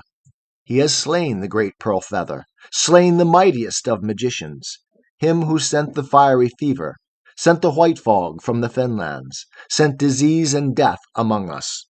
Ever dear to Hiawatha was the memory of Mama, and in token of his friendship, as a mark of his remembrance, he adorned and decked his pipe stem with the crimson tuft of feathers, with the blood-red crest of Mama.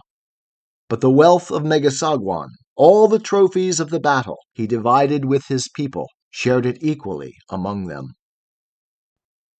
The Song of Hiawatha by Henry Wadsworth Longfellow. Part 10. Hiawatha's Wooing. As unto the bow the cord is, so unto the man is woman. Though she bends him, she obeys him. Though she draws him, yet she follows, useless each without the other.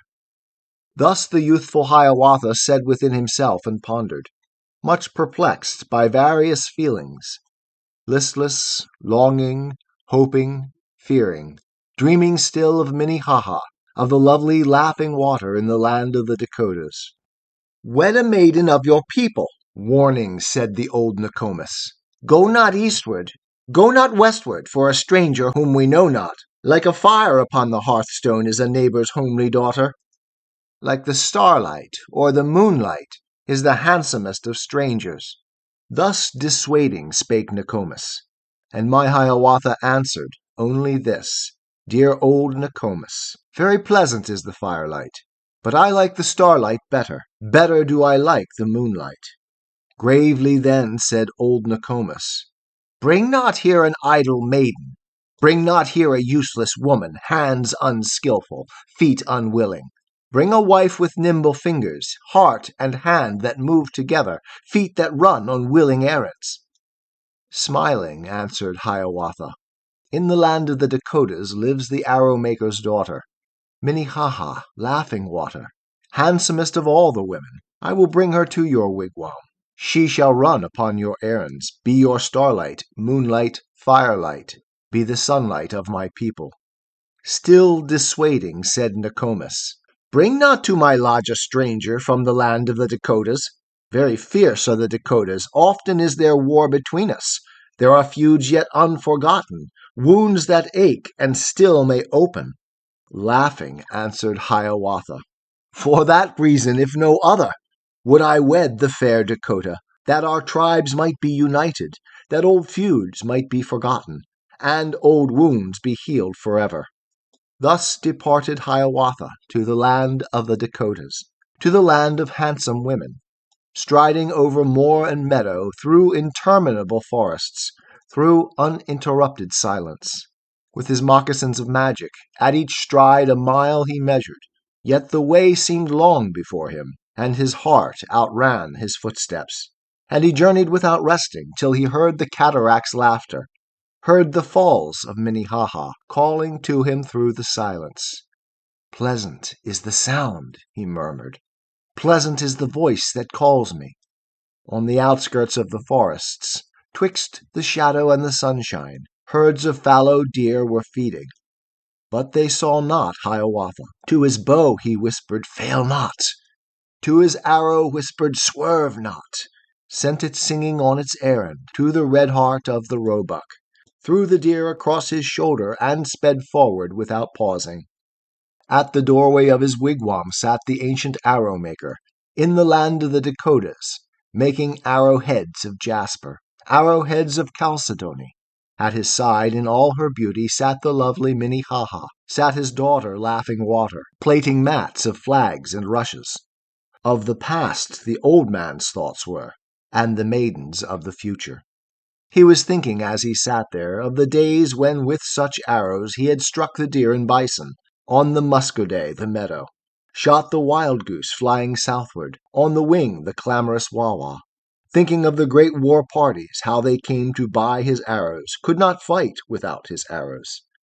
Ah, no more such noble warriors could be found on earth as they were. Now the men were all like women, only used their tongues for weapons. She was thinking of a hunter from another tribe and country, young and tall and very handsome, who one morning in the springtime came to buy her father's arrows. sat and rested in the wigwam, lingered long about the doorway, looking back as he departed. She had heard her father praise him, praise his courage and his wisdom. Would he come again for arrows to the falls of Minnehaha? On the mat her hands lay idle, and her eyes were very dreamy. Through their thoughts they heard a footstep, heard a rustling in the branches, and with glowing cheek and forehead, with the deer upon his shoulders, suddenly from out the woodlands Hiawatha stood before them.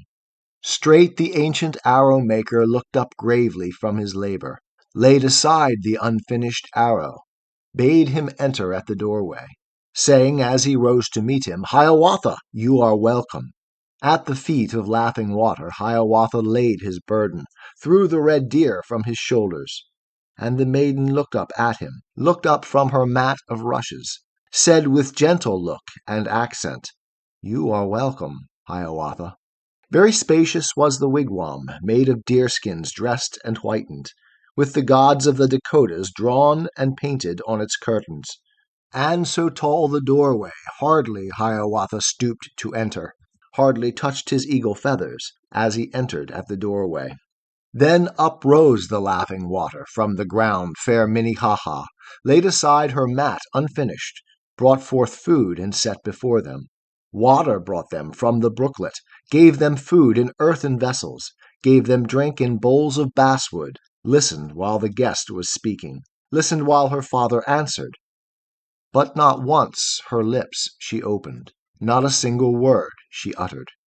Yes, as in a dream she listened to the words of Hiawatha, as he talked of old Nokomis, who had nursed him in his childhood, as he told of his companions, Chibiabos the musician, and the very strong man Quasand, and of happiness and plenty in the land of the Ojibways, in the pleasant land and peaceful.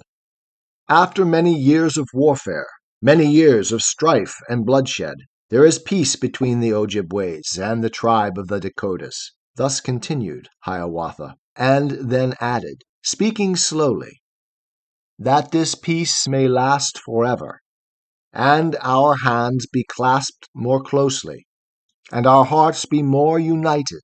Give me as my wife this maiden, Minnehaha, Laughing Water, loveliest of Dakota women. And the ancient arrow-maker paused a moment ere he answered, smoked a little while in silence, looked at Hiawatha proudly, fondly looked at Laughing Water, and made answer very gravely. Yes, if Minnehaha wishes, let your heart speak, Minnehaha. And the lovely Laughing Water seemed more lovely as she stood there, neither willing nor reluctant, as she went to Hiawatha, softly took the seat beside him while she said, and blushed to say it, I will follow you, my husband. This was Hiawatha's wooing. Thus it was he won the daughter of the ancient arrow-maker in the land of the Dakotas. From the wigwam he departed, leading with him Laughing Water.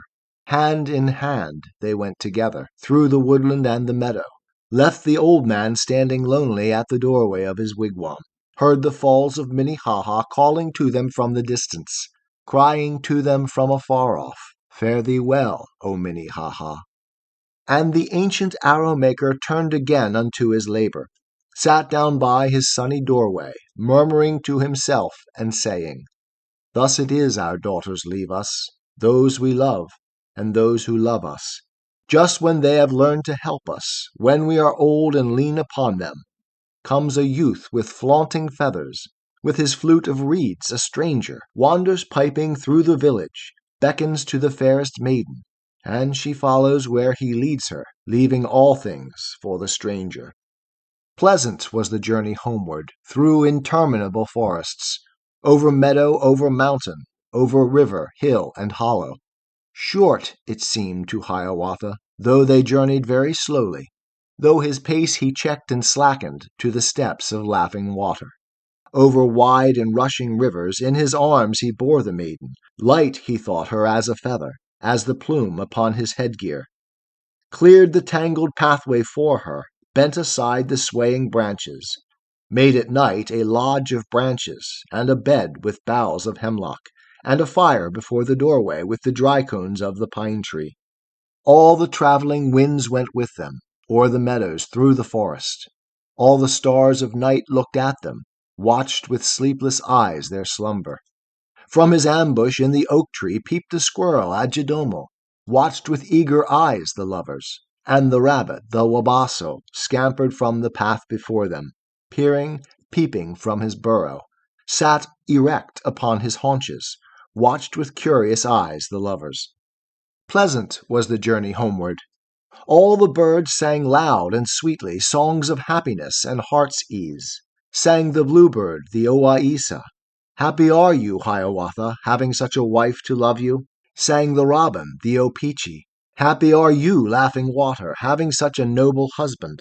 From the sky the sun benignant looked upon them through the branches, saying to them, O my children, love is sunshine, hate is shadow. Life is checkered shade and sunshine. Rule by love, O Hiawatha. From the sky the moon looked at them, filled the lodge with mystic splendors, whispered to them, O my children, day is restless, night is quiet. Man imperious, woman feeble. Half is mine, although I follow. Rule by patience, laughing water. Thus it was they journeyed homeward.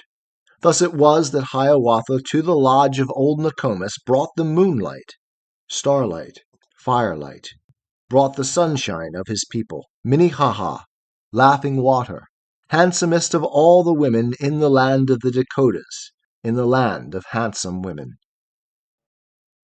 The Song of Hiawatha by Henry Wadsworth Longfellow. Part 11. Hiawatha's Wedding Feast. You shall hear how Pau-Puk-Keewis, how the handsome Yenadizee danced at Hiawatha's wedding, how the gentle Chibiabos, he the sweetest of musicians, sang his songs of love and longing, how Iagu, the great boaster, he the marvelous storyteller, told his tales of strange adventure, that the feast might be more joyous, that the time might pass more gaily, and the guests be more contented. Sumptuous was the feast Nokomis made at Hiawatha's wedding. All the bowls were made of basswood, white and polished very smoothly. All the spoons of horn of bison, black and polished very smoothly. She had sent through all the village messengers with wands of willow, as a sign of invitation, as a token of the feasting. And the wedding guests assembled, clad in all their richest raiment, robes of fur and belts of wampum, splendid with their paint and plumage, beautiful with beads and tassels. First they ate the sturgeon nama, and the pike, the mashkenoza, caught and cooked by old Nokomis. Then on pemmican they feasted, pemmican and buffalo marrow, haunch of deer and hump of bison, yellow cakes of the mandamin, and the wild rice of the river. But the gracious Hiawatha and the lovely laughing water and the careful old Nokomis tasted not the food before them, only waited on the others, only served their guests in silence. And when all the guests had finished, old Nokomis, brisk and busy, from an ample pouch of otter, filled the redstone pipes for smoking with tobacco from the Southland, mixed with bark of the red willow, and with herbs and leaves of fragrance. Then she said, O Pau-Puk-Keewis, dance for us your merry dances. Dance the beggar's dance to please us, that the feast may be more joyous, that the time may pass more gaily, and our guests be more contented. Then the handsome Pau-Puk-Keewis, he the idle Yenadizee, he the merry mischief maker, whom the people called the Stormfool, rose among the guests assembled. Skilled was he in sports and pastimes, in the merry dance of snowshoes, in the play of quoits and ball play. Skilled was he in games of hazard, in all games of skill and hazard, pugasing, the bowl and counters, kuntasu, the game of plumstones. Though the warriors called him faint-heart, called him coward, shagodaya, idler, gambler, Yenadizee, little heeded he their jesting, little cared he for their insults, for the women and the maidens loved the handsome Pau-Puk-Keewis. He was dressed in shirt of doeskin, white and soft, and fringed with ermine, all inwrought with beads of wampum. He was dressed in deerskin leggings, fringed with hedgehog quills and ermine, and in moccasins of buckskin, thick with quills and beads embroidered. On his head were plumes of swan's down. On his heels were tails of foxes. In one hand a fan of feathers, and a pipe was in the other. Barred with streaks of red and yellow, streaks of blue and bright vermilion, shone the face of Pau-Puk-Keewis. From his forehead fell his tresses, smooth and parted like a woman's, shining bright with oil and plaited, hung with braids of scented grasses. As among the guests assembled, to the sound of flutes and singing, to the sound of drums and voices, rose the handsome Pau-Puk-Keewis, and began his mystic dances. First he danced a solemn measure, very slow in step and gesture, in and out among the pine trees, through the shadows and the sunshine, treading softly like a panther, then more swiftly and still swifter, whirling, spinning round in circles, leaping o'er the guests assembled, eddying round and round the wigwam, till the leaves went whirling with him, till the dust and wind together swept in eddies round about him. Then along the sandy margin of the lake, the Big Sea Water, on he sped with frenzied gestures, stamped upon the sand, and tossed it wildly in the air around him, till the wind became a whirlwind, till the sand was blown and sifted like great snowdrifts o'er the landscape, heaping all the shores with sand dunes, sand hills of the Nagaw-Wudjoo. Thus the merry Pau-Puk-Keewis danced his beggar's dance to please them, and, returning, sat down laughing there among the guests assembled, sat and fanned himself serenely with his fan of turkey feathers. Then they said to Chibiabos, to the friend of Hiawatha, to the sweetest of all singers, to the best of all musicians, "Sing to us, O Chibiabos, songs of love and songs of longing, that the feast may be more joyous, that the time may pass more gaily, and our guests be more contented." And the gentle Chibiabos sang in accents sweet and tender, sang in tones of deep emotion, songs of love and songs of longing. Looking still at Hiawatha, looking at fair laughing water, sang he softly, sang in this wise, Onoway, awake, beloved, thou the wild flower of the forest, thou the wild bird of the prairie, thou with eyes so soft and fawn-like. If thou only lookest at me, I am happy, as the lilies of the prairie, when they feel the dew upon them. Sweet thy breath is as fragrance of the wild flowers in the morning, as their fragrance is at evening, in the moon when leaves are falling. Does not all the blood within me leap to meet thee? Leap to meet thee, as the springs to meet the sunshine, in the moon when nights are brightest. Onoway, my heart sings to thee, sings with joy when thou art near me, as the sighing, singing branches in the pleasant moon of strawberries. When thou art not pleased, beloved, then my heart is sad and darkened, as the shining river darkens when the clouds drop shadows on it. When thou smilest, my beloved, then my troubled heart is brightened, as in sunshine gleam the ripples that the cold wind makes in rivers. Smiles the earth and smile the waters, smile the cloudless skies above us, but I lose the way of smiling when thou art no longer near me. I myself, behold me, blood of my beating heart, behold me. Oh, awake, awake, beloved, Onoway, awake, beloved. Thus the gentle Chibiabos sang his song of love and longing, and Iagu, the great boaster, he the marvelous storyteller, he the friend of old Nokomis, jealous of the sweet musician, jealous of the applause they gave him, saw in all the eyes around him, saw in all their looks and gestures, that the wedding guests assembled longed to hear his pleasant stories, his immeasurable falsehoods. Very boastful was Iagu. Never heard he an adventure but himself had met a greater, never any deed of daring but himself had done a bolder, never any marvelous story but himself could tell a stranger. Would you listen to his boasting? Would you only give him credence? No one ever shot an arrow half so far and high as he had, ever caught so many fishes, ever killed so many reindeer, ever trapped so many beaver.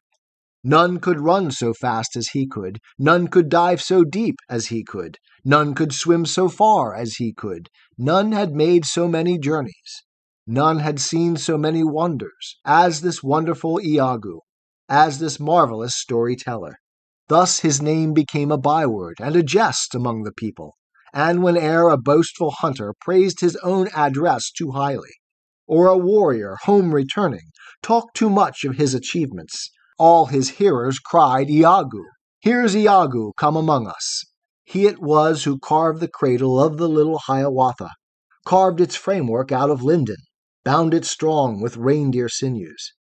He it was who taught him later how to make his bows and arrows, how to make the bows of ash tree and the arrows of the oak tree. So among the guests assembled at my Hiawatha's wedding sat Iago, old and ugly, sat the marvelous storyteller. And they said, "O good Iago, tell us now a tale of wonder. Tell us of some strange adventure, that the feast may be more joyous, that the time may pass more gaily, and our guests be more contented." And Iago answered straightway, "You shall hear a tale of wonder. You shall hear the strange adventures of Osseo the magician, from the evening star descending." The Song of Hiawatha by Henry Wadsworth Longfellow, Part 12. The Son of the Evening Star.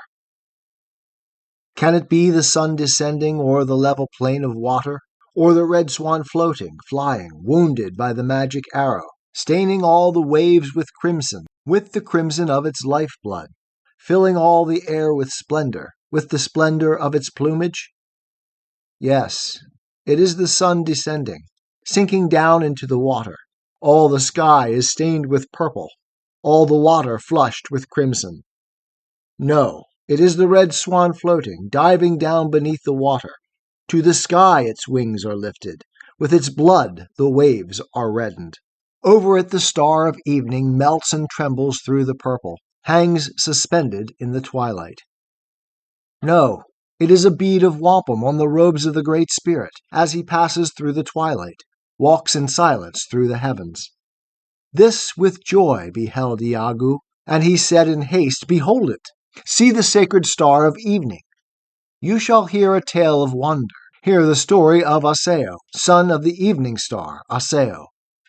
Once, in days no more remembered, ages nearer the beginning, when the heavens were closer to us, and the gods were more familiar, in the Northland lived a hunter, with 10 young and comely daughters, tall and lithe as wands of willow. Only Owini, the youngest, she the wilful and the wayward, she the silent, dreamy maiden, was the fairest of the sisters. All these women married warriors, married brave and haughty husbands. Only Owini, the youngest, laughed and flouted all her lovers, all her young and handsome suitors, and then married old Osseo. Old Osseo, poor and ugly, broken with age and weak with coughing, always coughing like a squirrel. Ah, but beautiful within him was the spirit of Osseo. From the evening star descended, star of evening, star of woman, star of tenderness and passion. All its fire was in his bosom, all its beauty in his spirit, all its mystery in his being, all its splendor in his language. And her lovers, the rejected handsome men with belts of wampum, handsome men with paint and feathers, pointed at her in derision, followed her with jest and laughter.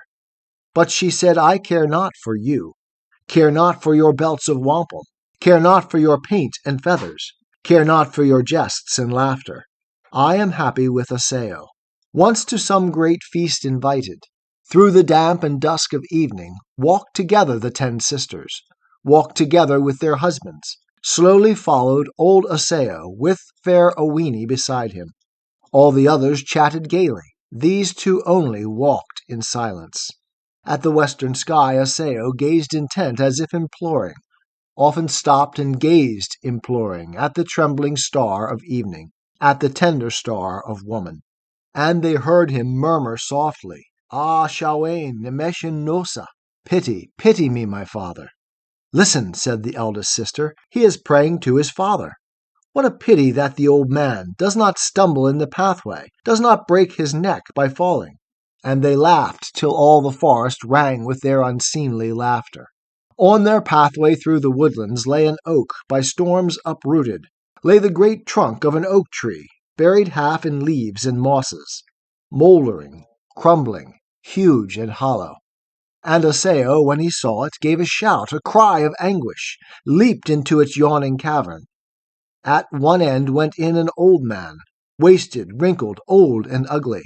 From the other came a young man, tall and straight and strong and handsome. Thus Osseo was transfigured, thus restored to youth and beauty. But alas for good Osseo, and for Owini the faithful. Strangely, too, was she transfigured, changed into a weak old woman. With a staff she tottered onward, wasted, wrinkled, old, and ugly. And the sisters and their husbands laughed until the echoing forest rang with their unseemly laughter. But Osseo turned not from her, walked with slower step beside her, took her hand as brown and withered as an oak leaf is in winter, called her sweetheart, Nenemusha, soothed her with soft words of kindness, till they reached the lodge of feasting, till they sat down in the wigwam, sacred to the star of evening, to the tender star of woman. Wrapped in visions, lost in dreaming, at the banquet sat Osseo. All were merry, all were happy, all were joyous but Osseo. Neither food nor drink he tasted, neither did he speak nor listen, but as one bewildered sat he, looking dreamily and sadly, first at Owini, then upward at the gleaming sky above them. Then a voice was heard, a whisper, coming from the starry distance, coming from the empty vastness, low and musical and tender. And the voice said, O Osseo, O my son, my best beloved, broken are the spells that bound you, all the charms of the magicians, all the magic powers of evil. Come to me, ascend, Osseo. Taste the food that stands before you. It is blessed and enchanted. It has magic virtues in it. It will change you to a spirit.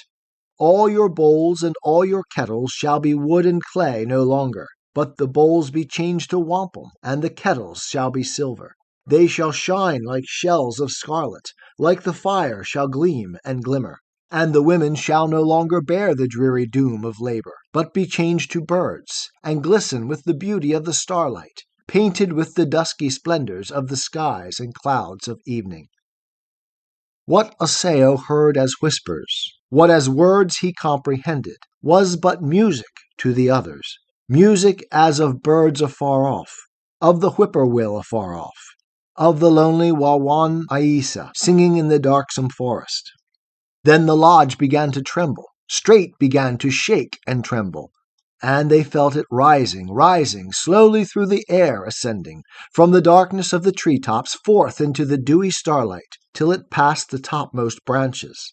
And behold, the wooden dishes all were changed to shells of scarlet. And behold, the earthen kettles all were changed to bowls of silver. And the roof poles of the wigwam were as glittering rods of silver, and the roof of bark upon them as the shining shards of beetles. Then Osseo gazed around him, and he saw the 9 fair sisters, all the sisters and their husbands changed to birds of various plumage. Some were jays, and some were magpies, others thrushes, others blackbirds. And they hopped and sang and twittered, perked and fluttered all their feathers, strutted in their shining plumage, and their tails like fans unfolded. Only Owini, the youngest, was not changed, but sat in silence, wasted, wrinkled, old, and ugly, looking sadly at the others. Till Osseo, gazing upward, gave another cry of anguish, such a cry as he had uttered by the oak trees in the forest. Then returned her youth and beauty, and her soiled and tattered garments were transformed to robes of ermine, and her staff became a feather, yes, a shining silver feather. And again the wigwam trembled, swayed and rushed through airy currents, through transparent cloud and vapor, and amid celestial splendors on the evening star alighted, as a snowflake falls on snowflake, as a leaf drops on a river, as the thistledown on water. Forth with cheerful words of welcome came the father of Osseo, he with radiant locks of silver, he with eyes serene and tender. And he said, My son Osseo, hang the cage of birds you bring there. Hang the cage with rods of silver, and the birds with glistening feathers at the doorway of my wigwam. At the door he hung the bird cage, And they entered in and gladly listened to Oseo's father, ruler of the Star of Evening. And he said, O my Oseo, I have had compassion on you, given you back your youth and beauty. Into birds of various plumage changed your sisters and their husbands.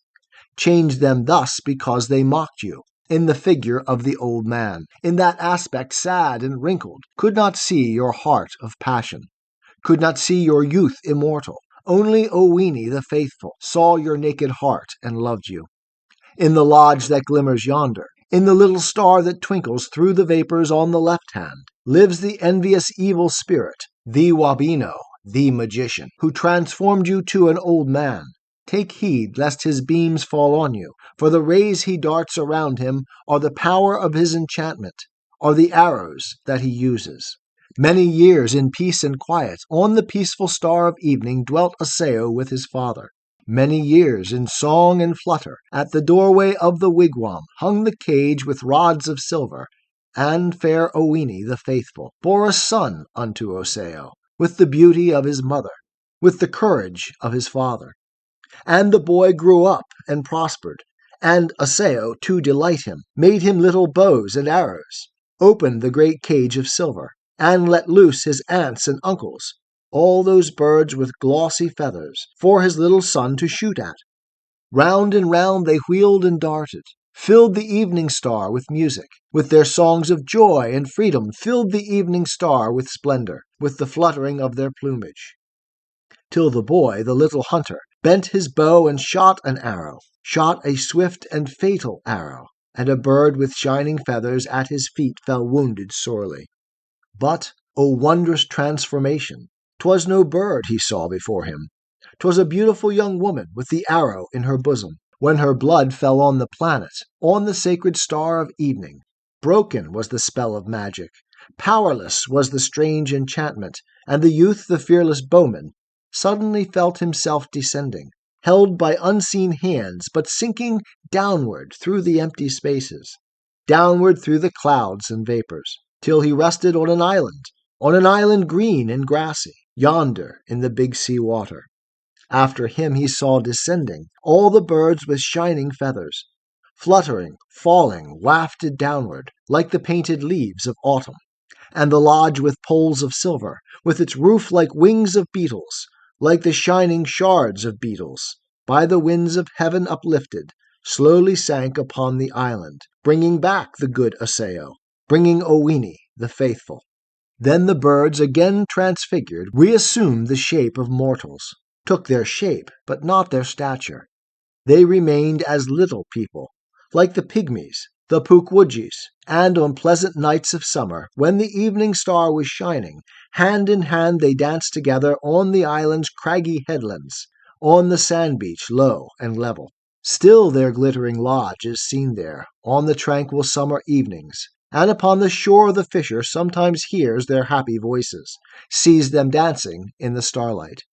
When the story was completed, when the wondrous tale was ended, looking round upon his listeners, solemnly Iago added, There are great men, I have known such, whom their people understand not, whom they even make a jest of, scoff and jeer at in derision.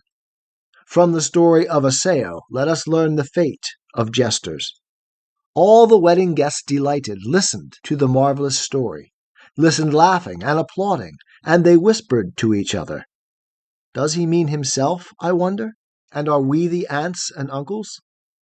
Then again sang Chibiabos, sang a song of love and longing, in those accents sweet and tender, in those tones of pensive sadness, sang a maiden's lamentation for her lover, her Algonquin. When I think of my beloved, ah me, think of my beloved. When my heart is thinking of him, O my sweetheart, my Algonquin. Ah me, when I parted from him, round my neck he hung the wampum, as a pledge, the snow-white wampum, O my sweetheart, my Algonquin. I will go with you, he whispered. Ah me, to your native country. Let me go with you, he whispered. O my sweetheart, my Algonquin. Far away, away, I answered. Very far away, I answered. Ah me, is my native country. O my sweetheart, my Algonquin. When I look back to behold him, where we parted to behold him, after me he still was gazing, O my sweetheart, my Algonquin. By the tree he still was standing, by the fallen tree was standing, that had dropped into the water, O my sweetheart, my Algonquin. When I think of my beloved, ah me, think of my beloved. When my heart is thinking of him, O my sweetheart, my Algonquin. Such was Hiawatha's wedding, such the dance of Palpookiwis, such the story of Iagu, such the songs of Chibiabus. Thus the wedding banquet ended, and the wedding guests departed, leaving Hiawatha happy with the knight and Minnehaha. The Song of Hiawatha by Henry Wadsworth Longfellow. Part 13.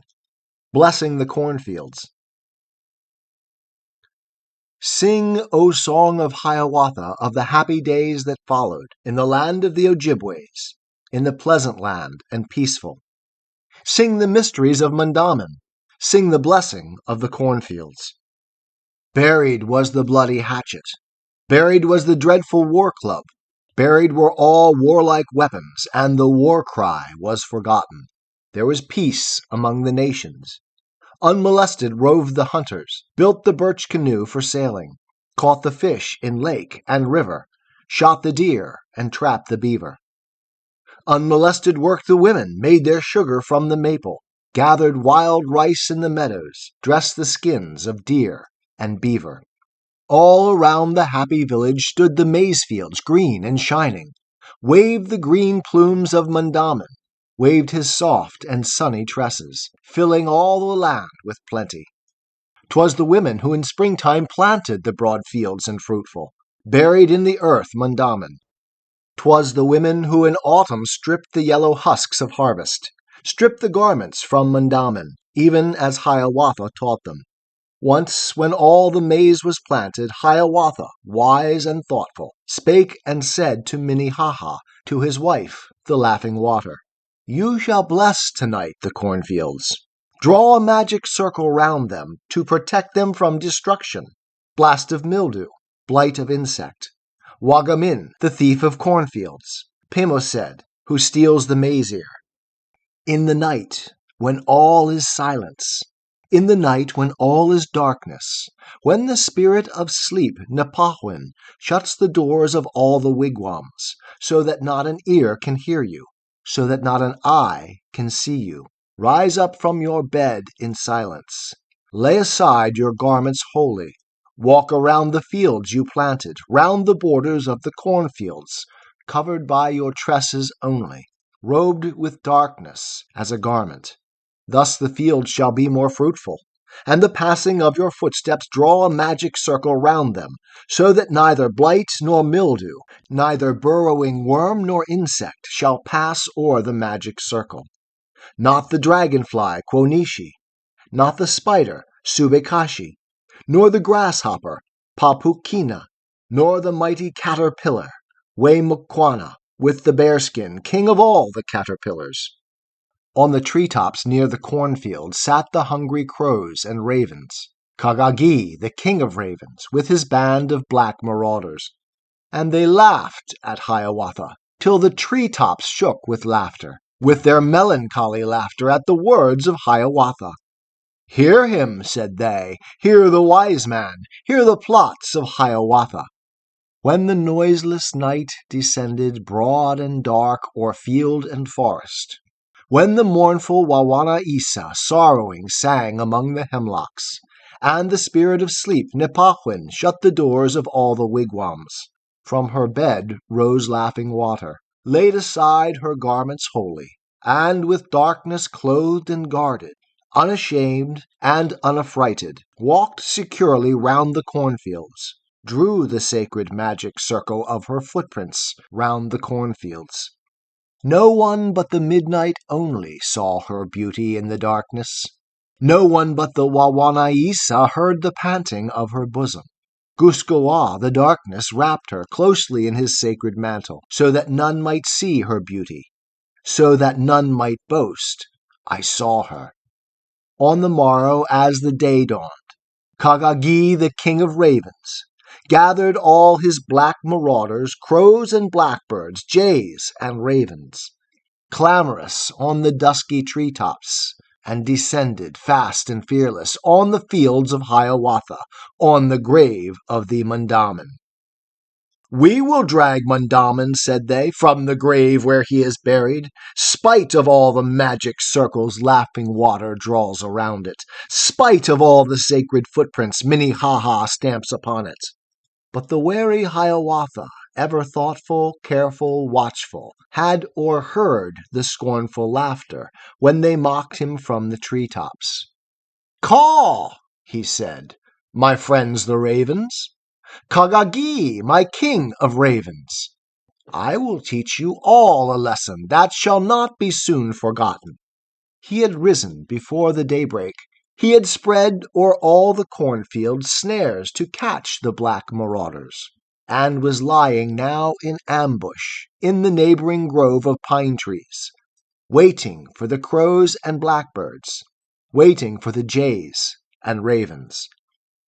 Soon they came with call and clamor, rush of wings and cry of voices, to their work of devastation, settling down upon the cornfields, delving deep with beak and talon for the body of Mundaman.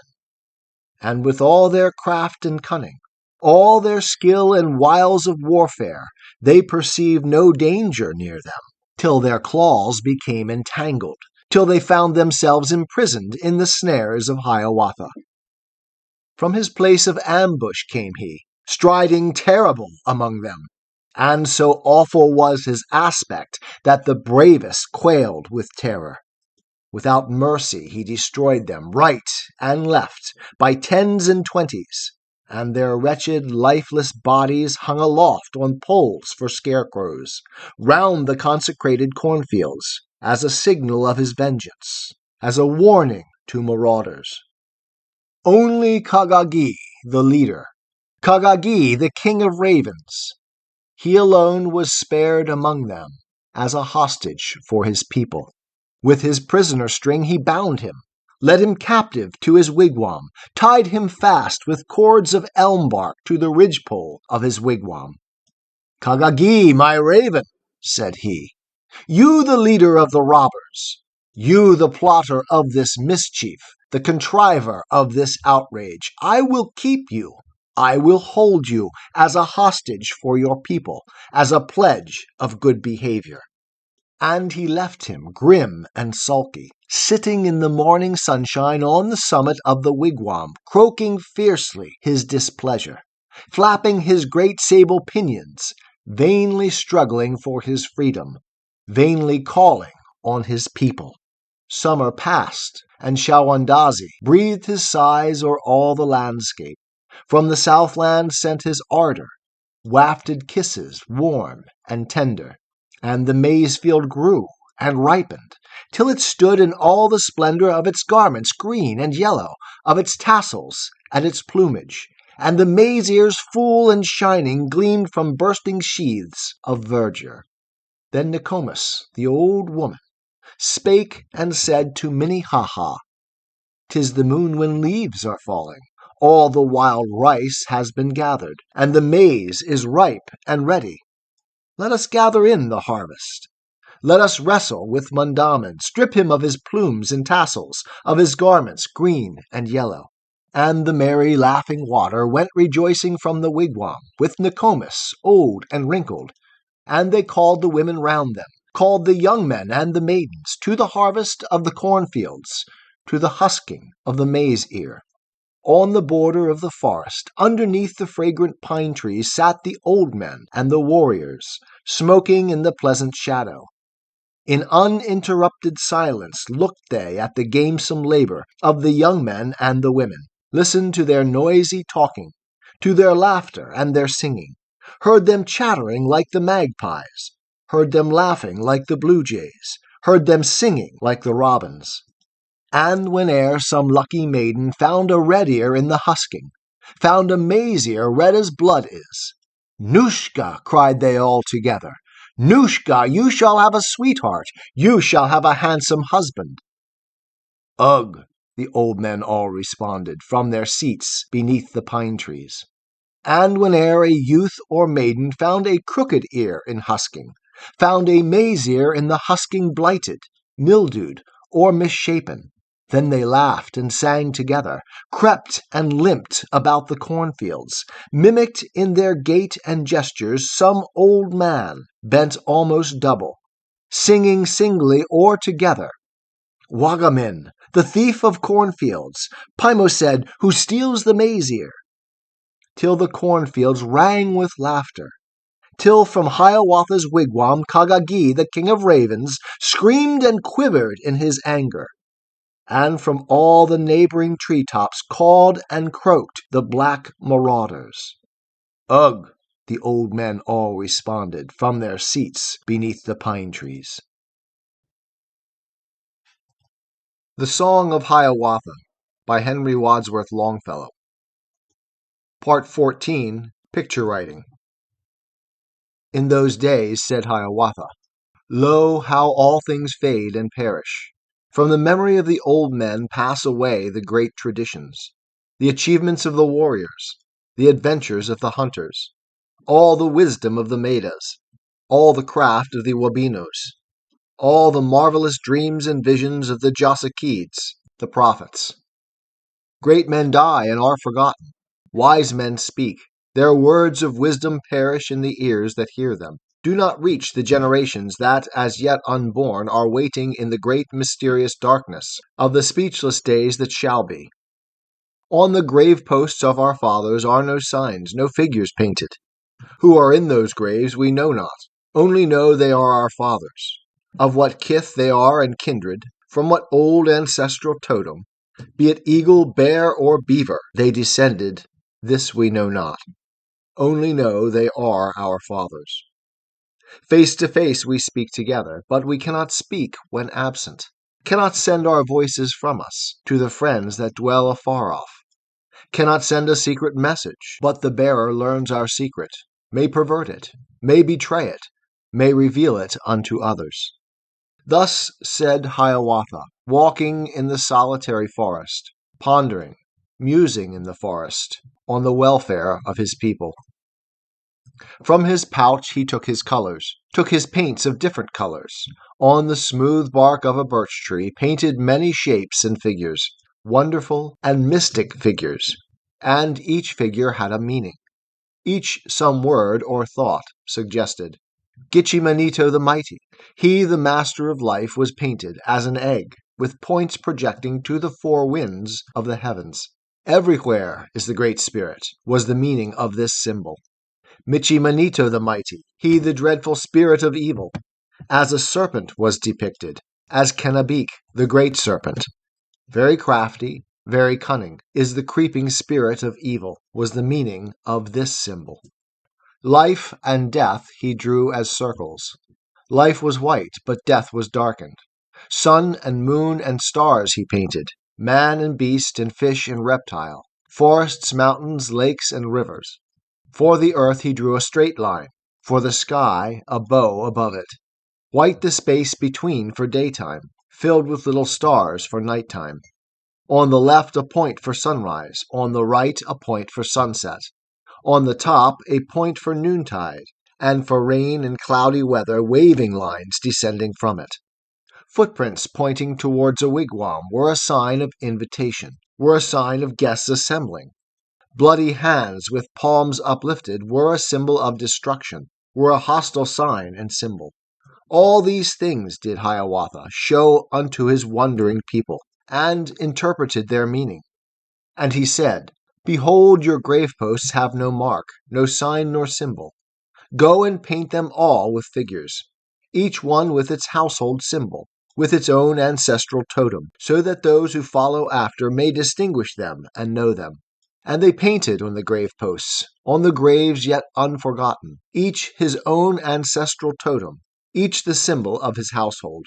Figures of the bear and reindeer, of the turtle, crane, and beaver, each inverted as a token that the owner was departed, that the chief who bore the symbol lay beneath in dust and ashes.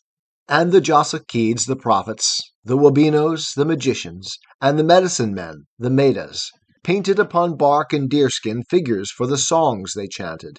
For each song a separate symbol, figures mystical and awful, figures strange and brightly colored, and each figure had its meaning, each some magic song suggested.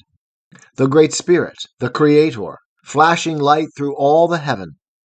The Great Serpent, the Kennebeek, with his bloody crest erected, creeping, looking into heaven. In the sky the sun that listens, and the moon eclipsed and dying, owl and eagle, crane and henhawk, and the cormorant, bird of magic. Headless men that walk the heavens, bodies lying pierced with arrows, bloody hands of death uplifted, flags on graves, and great war captains grasping both the earth and heaven. Such as these the shapes they painted on the birch bark and the deerskin, songs of war and songs of hunting, songs of medicine and of magic. All were written in these figures, for each figure had its meaning, and its separate song recorded. Nor forgotten was the love song, the most subtle of all medicines, the most potent spell of magic, dangerous more than war or hunting. Thus the love song was recorded, symbol and interpretation. First a human figure standing, painted in the brightest scarlet. 'Tis the lover, the musician, and the meaning is, my painting makes me powerful over others. Then the figure seated, singing, playing on a drum of magic. And the interpretation? Listen, 'tis my voice you hear, my singing. Then the same red figure seated in the shelter of a wigwam. And the meaning of the symbol? I will come and sit beside you in the mystery of my passion. Then two figures, man and woman, standing hand in hand together with their hands so clasped together that they seemed in one united. And the words thus represented are, I see your heart within you, and your cheeks are red with blushes. Next the maiden on an island in the center of an island, and the song this shape suggested was, though you were at a distance, were upon some far-off island, such the spell I cast upon you, such the magic power of passion, I could straightway draw you to me. Then the figure of the maiden sleeping, and the lover near her, whispering to her in her slumbers, saying, Though you were far from me, in the land of sleep and silence, still the voice of love would reach you. And the last of all the figures was a heart within a circle, drawn within a magic circle, and the image had this meaning.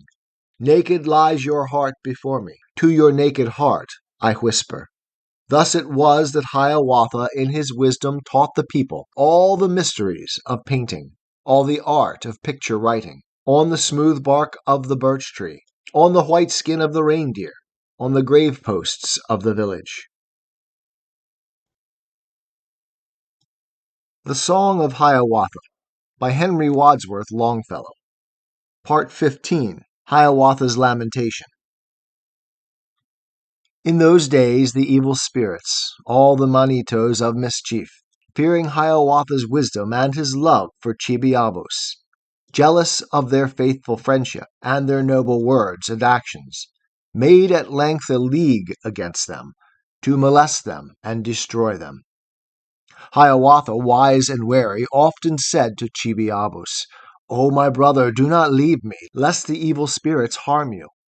Chibiabos, young and heedless, laughing shook his coal-black tresses, answered ever sweet and childlike, Do not fear for me, O brother, harm and evil come not near me. Once when Peboan the winter roofed with ice the big sea water, when the snowflakes whirling downward hissed among the withered oak leaves, changed the pine trees into wigwams, covered all the earth with silence. Armed with arrows, shod with snowshoes, heeding not his brother's warning, fearing not the evil spirits, forth to hunt the deer with antlers, all alone went Chibiabos. Right across the big sea water sprang with speed the deer before him. With the wind and snow he followed, o'er the treacherous ice he followed, wild with all the fierce commotion and the rapture of the hunting. But beneath the evil spirits lay in ambush waiting for him, broke the treacherous ice beneath him, dragged him downward to the bottom, buried in the sand his body. Unktahi, the god of water, he, the god of the Dakotas, drowned him in the deep abysses of the lake of Gitchigumi. From the headlands Hiawatha sent forth such a wail of anguish, such a fearful lamentation, that the bison paused to listen, and the wolves howled from the prairies, and the thunder in the distance starting answered ayenwatha. Then his face with black he painted, with his robe his head he covered, in his wigwam sat lamenting. 7 long weeks he sat lamenting, uttering still this moan of sorrow. He is dead, the sweet musician, he the sweetest of all singers. He has gone from us forever. He has moved a little nearer to the master of all music, to the master of all singing. O my brother Chibiabos! And the melancholy fir trees waved their dark green fans above him, waved their purple cones above him, sighing with him to console him, mingling with his lamentation their complaining, their lamenting. Came the spring, and all the forest looked in vain for Chibiabos. Sighed the rivulet, Siboisha, sighed the rushes in the meadow. From the treetops sang the bluebird, the owaissa. Chibiabos, Chibiabos, he is dead, the sweet musician. From the wigwam sang the robin, the opeechee. Chibiabos, Chibiabos, he is dead, the sweetest singer. And at night through all the forest went the whippoorwill complaining. Wailing went the wawanaissa. Chibiabos, Chibiabos, he is dead, the sweet musician, he the sweetest of all singers.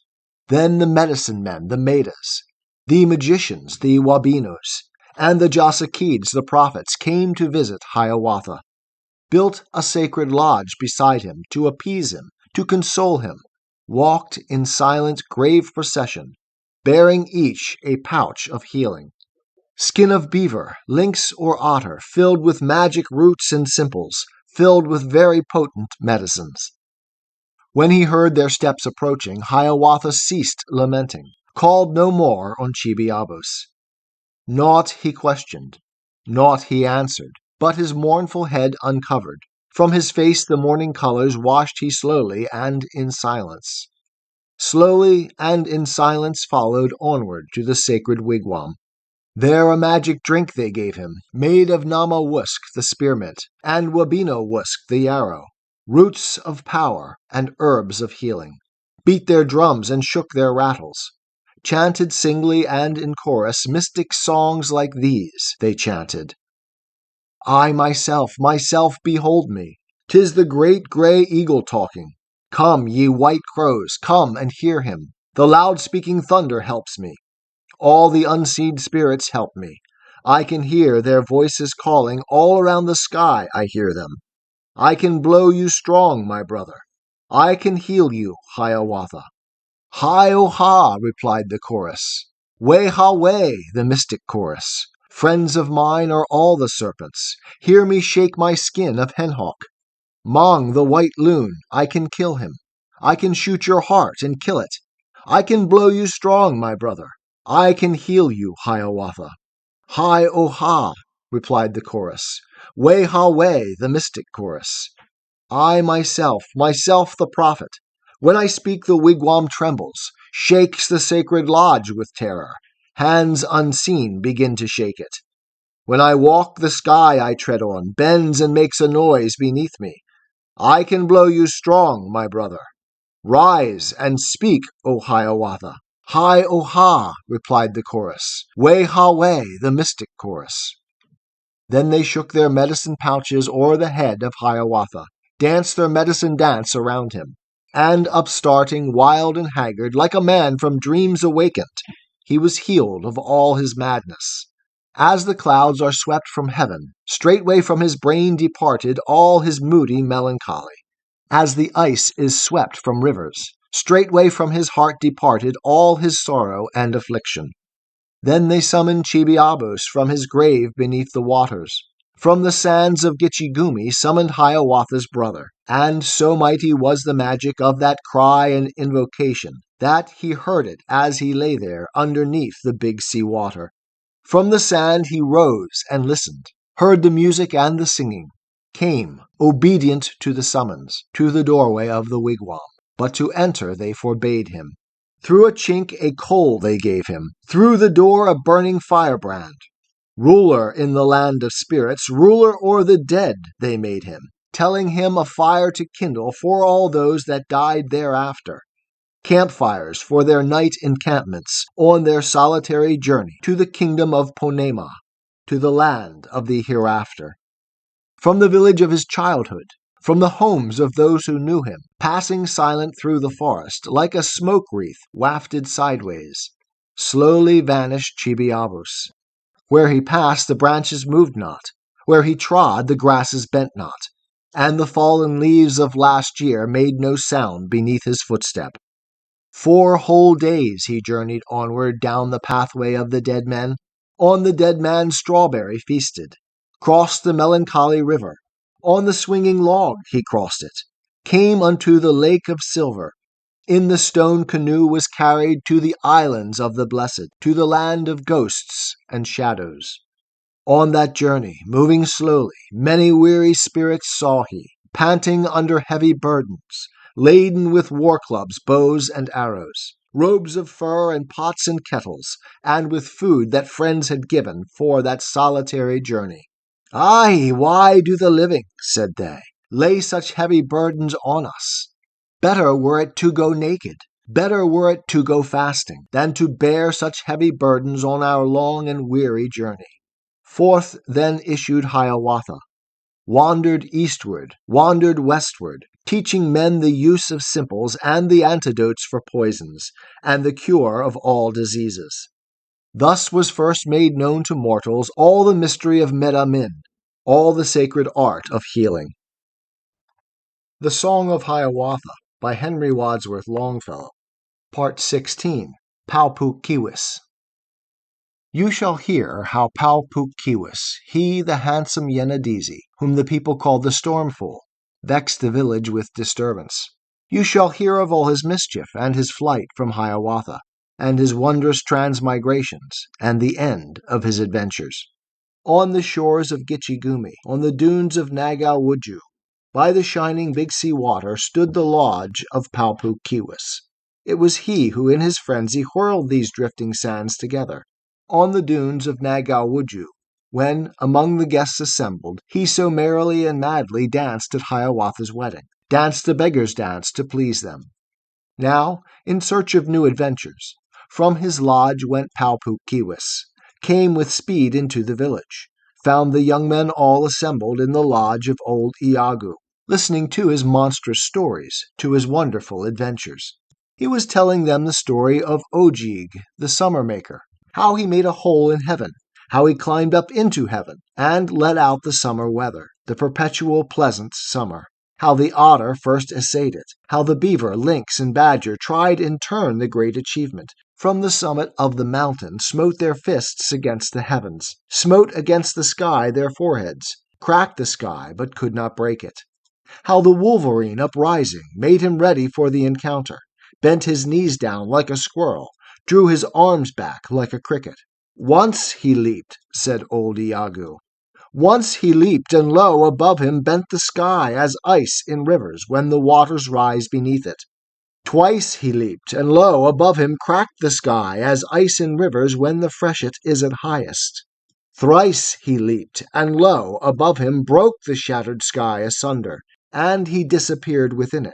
And Ojig, the fisher weasel, with a bound went in behind him. "Hark you!" shouted Palpookiwis as he entered at the doorway. "I am tired of all this talking, tired of old Iagu's stories, tired of Hiawatha's wisdom. Here is something to amuse you, better than this endless talking." Then from out his pouch of wolfskin forth he drew, with solemn manner, all the game of bowl and counters, pugasaying, with 13 pieces.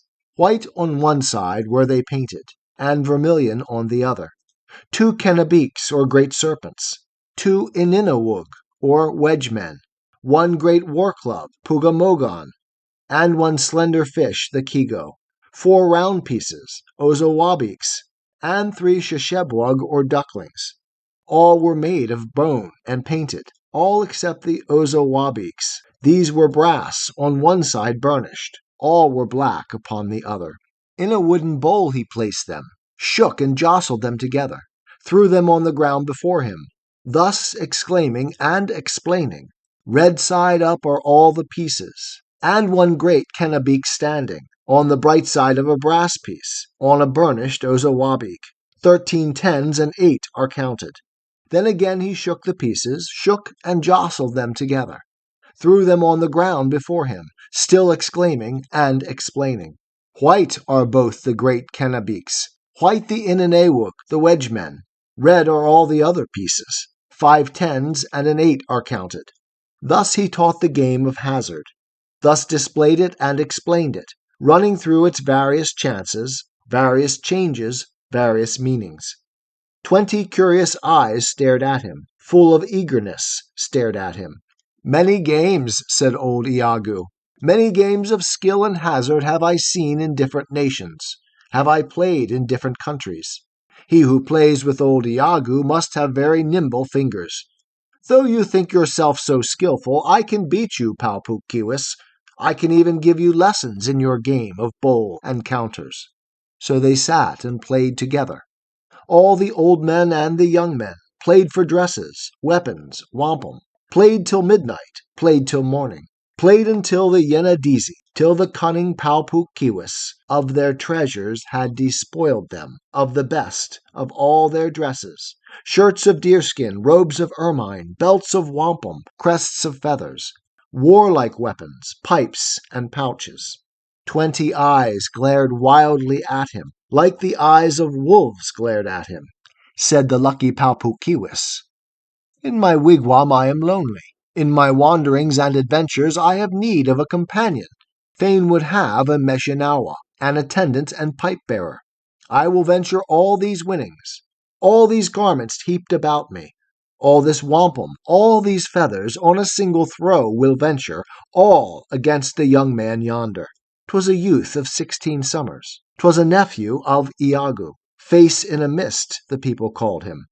As the fire burns in a pipe-head, dusky red beneath the ashes, so beneath his shaggy eyebrows glowed the eyes of old Iago. Ugh, he answered very fiercely. Ugh, they answered all and each one. Seized the wooden bowl the old man, closely in his bony fingers clutched the fatal bowl, onagan, shook it fiercely and with fury, made the pieces ring together as he threw them down before him. Red were both the great kennebeeks, red the inanewug, the wedgemen, red the sheshebwug, the ducklings, black the 4 brass ozawabeeks, white alone the fish, the kigo. Only 5 the pieces counted. Then the smiling Palpookiwis shook the bowl and threw the pieces. Lightly in the air he tossed them, and they fell about him scattered. Dark and bright the ozawabeeks, red and white the other pieces. And upright among the others one inanewug was standing, even as crafty Palpookiwis stood alone among the players, saying, 5 tens, mine the game is. 20 eyes glared at him fiercely, like the eyes of wolves glared at him, as he turned and left the wigwam, followed by his meshinawa, by the nephew of Iago, by the tall and graceful stripling bearing in his arms the winnings, shirts of deerskin, robes of ermine, belts of wampum, pipes, and weapons. Carry them, said Palpookiwis, pointing with his fan of feathers, to my wigwam far to eastward, on the dunes of Nagawuju. Hot and red with smoke and gambling were the eyes of Palpookiwis as he came forth to the freshness of the pleasant summer morning. All the birds were singing gaily, all the streamlets flowing swiftly, and the heart of Palpookiwis sang with pleasure as the birds sing, beat with triumph like the streamlets, as he wandered through the village, in the early gray of morning with his fan of turkey feathers, with his plumes and tufts of swan's down, till he reached the farthest wigwam, reached the lodge of Hiawatha. Silent was it and deserted. No one met him at the doorway. No one came to bid him welcome, but the birds were singing round it, in and out and round the doorway, hopping, singing, fluttering, feeding. And aloft upon the ridgepole, Kagagi, the king of ravens, sat with fiery eyes and screaming, flapped his wings at Palpookiwis. All are gone. The lodge is empty. Thus it was spake Palpookiwis, in his heart resolving mischief. Gone is wary Hiawatha, gone the silly laughing water, gone Nokomis the old woman, and the lodge is left unguarded. By the neck he seized the raven, whirled it round him like a rattle, like a medicine pouch he shook it, strangled Kagagi the raven. From the ridgepole of the wigwam left its lifeless body hanging, as an insult to its master, as a taunt to Hiawatha. With a stealthy step he entered round the lodge in wild disorder, threw the household things about him, piled together in confusion bowls of wood and earthen kettles, robes of buffalo and beaver, skins of otter, lynx, and ermine, as an insult to Nokomis, as a taunt to Minnehaha. Then departed Palpookiwis, whistling, singing through the forest, whistling gaily to the squirrels, who from hollow boughs above him dropped their acorn shells upon him, singing gaily to the wood-birds, who from out the leafy darkness answered with a song as merry. Then he climbed the rocky headlands, looking o'er the Gitche-Gumee, perched himself upon their summit, waiting full of mirth and mischief the return of Hiawatha. Stretched upon his back he lay there. Far below him plashed the waters, plashed and washed the dreamy waters. Far above him swam the heavens, swam the dizzy, dreamy heavens. Round him hovered, fluttered, rustled Hiawatha's mountain chickens, flockwise swept and wheeled about him, almost brushed him with their pinions. And he killed them as he lay there, slaughtered them by tens and twenties, threw their bodies down the headland, threw them on the beach below him, till at length Keoshk the seagull, perched upon a crag above them, shouted, "It is Palpookiwis! He is slaying us by hundreds! Send a message to our brother! Tidings send to Hiawatha!" The Song of Hiawatha by Henry Wadsworth Longfellow. Part 17. The Hunting of Palpookiwis.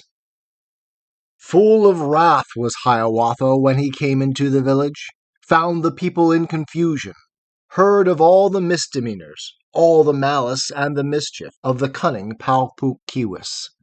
Hard his breath came through his nostrils, through his teeth he buzzed and muttered words of anger and resentment, hot and humming like a hornet. "I will slay this Palpookiwis, slay this mischief-maker," said he. "Not so long and wide the world is, not so rude and rough the way is, that my wrath shall not attain him, that my vengeance shall not reach him." Then in swift pursuit departed Hiawatha and the hunters on the trail of Palpookiwis, through the forest where he passed it, to the headlands where he rested. But they found not Palpookiwis, only in the trampled grasses, in the whortleberry bushes, found the couch where he had rested, found the impress of his body. From the lowlands far beneath them, from the muskoday the meadow, Palpookiwis, turning backward, made a gesture of defiance, made a gesture of derision. And aloud cried Hiawatha from the summit of the mountains, "Not so long and wide the world is, not so rude and rough the way is, but my wrath shall overtake you, and my vengeance shall attain you." Over rock and over river, through bush and brake and forest, ran the cunning Palpookiwis. Like an antelope he bounded, till he came unto a streamlet in the middle of the forest, to a streamlet still and tranquil that had overflowed its margin, to a dam made by the beavers, to a pond of quiet water, where knee-deep the trees were standing, where the water-lilies floated, where the rushes waved and whispered. On the dam stood Palpookiwis, on the dam of trunks and branches, through whose chinks the water spouted, o'er whose summit flowed the streamlet. From the bottom rose the beaver, looked with two great eyes of wonder, eyes that seemed to ask a question, at the stranger Palpookiwis. On the dam stood Palpookiwis, o'er his ankles flowed the streamlet, flowed the bright and silvery water. And he spake unto the beaver, with a smile he spake in this wise, "O my friend Amik the beaver, cool and pleasant is the water. Let me dive into the water. Let me rest there in your lodges. Change me, too, into a beaver." "Cautiously," replied the beaver. With reserve he thus made answer. "Let me first consult the others. Let me ask the other beavers." Down he sank into the water. Heavily sank he, as a stone sinks, down among the leaves and branches, brown and matted at the bottom. On the dam stood Pau-Puk-Keewis. O'er his ankles flowed the streamlet, spouted through the chinks below him, dashed upon the stones beneath him, spread serene and calm before him, and the sunshine and the shadows fell in flecks and gleams upon him, fell in little shining patches through the waving, rustling branches. From the bottom rose the beavers. Silently above the surface rose one head and then another, till the pond seemed full of beavers, full of black and shining faces. To the beavers Pau-Puk-Keewis spake entreating, said in this wise: "Very pleasant is your dwelling, O my friends, and safe from danger. Can you not, with all your cunning, all your wisdom and contrivance, change me, too, into a beaver?" "Yes," replied Ahmeek the beaver, he the king of all the beavers. "Let yourself slide down among us, down into the tranquil water." Down into the pond among them silently sank Pau-Puk-Keewis.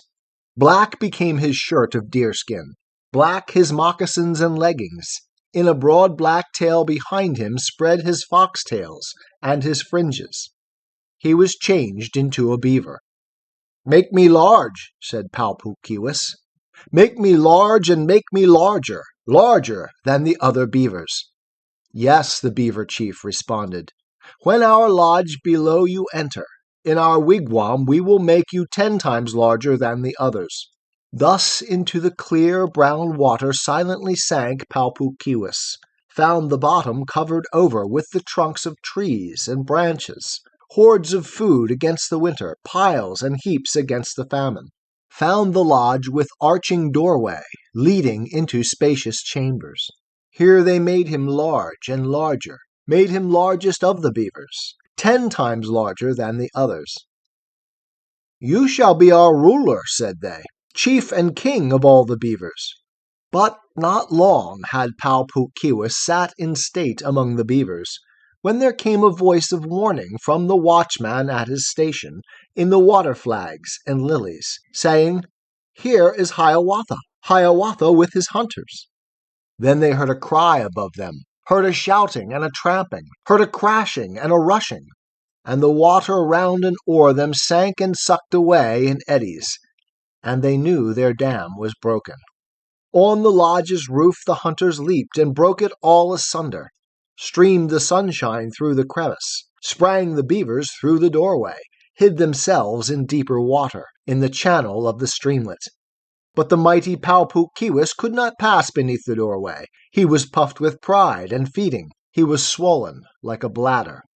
Through the roof looked Hiawatha, cried aloud, "O Pau-Puk-Keewis, vain are all your craft and cunning, vain your manifold disguises. Well I know you, Pau-Puk-Keewis."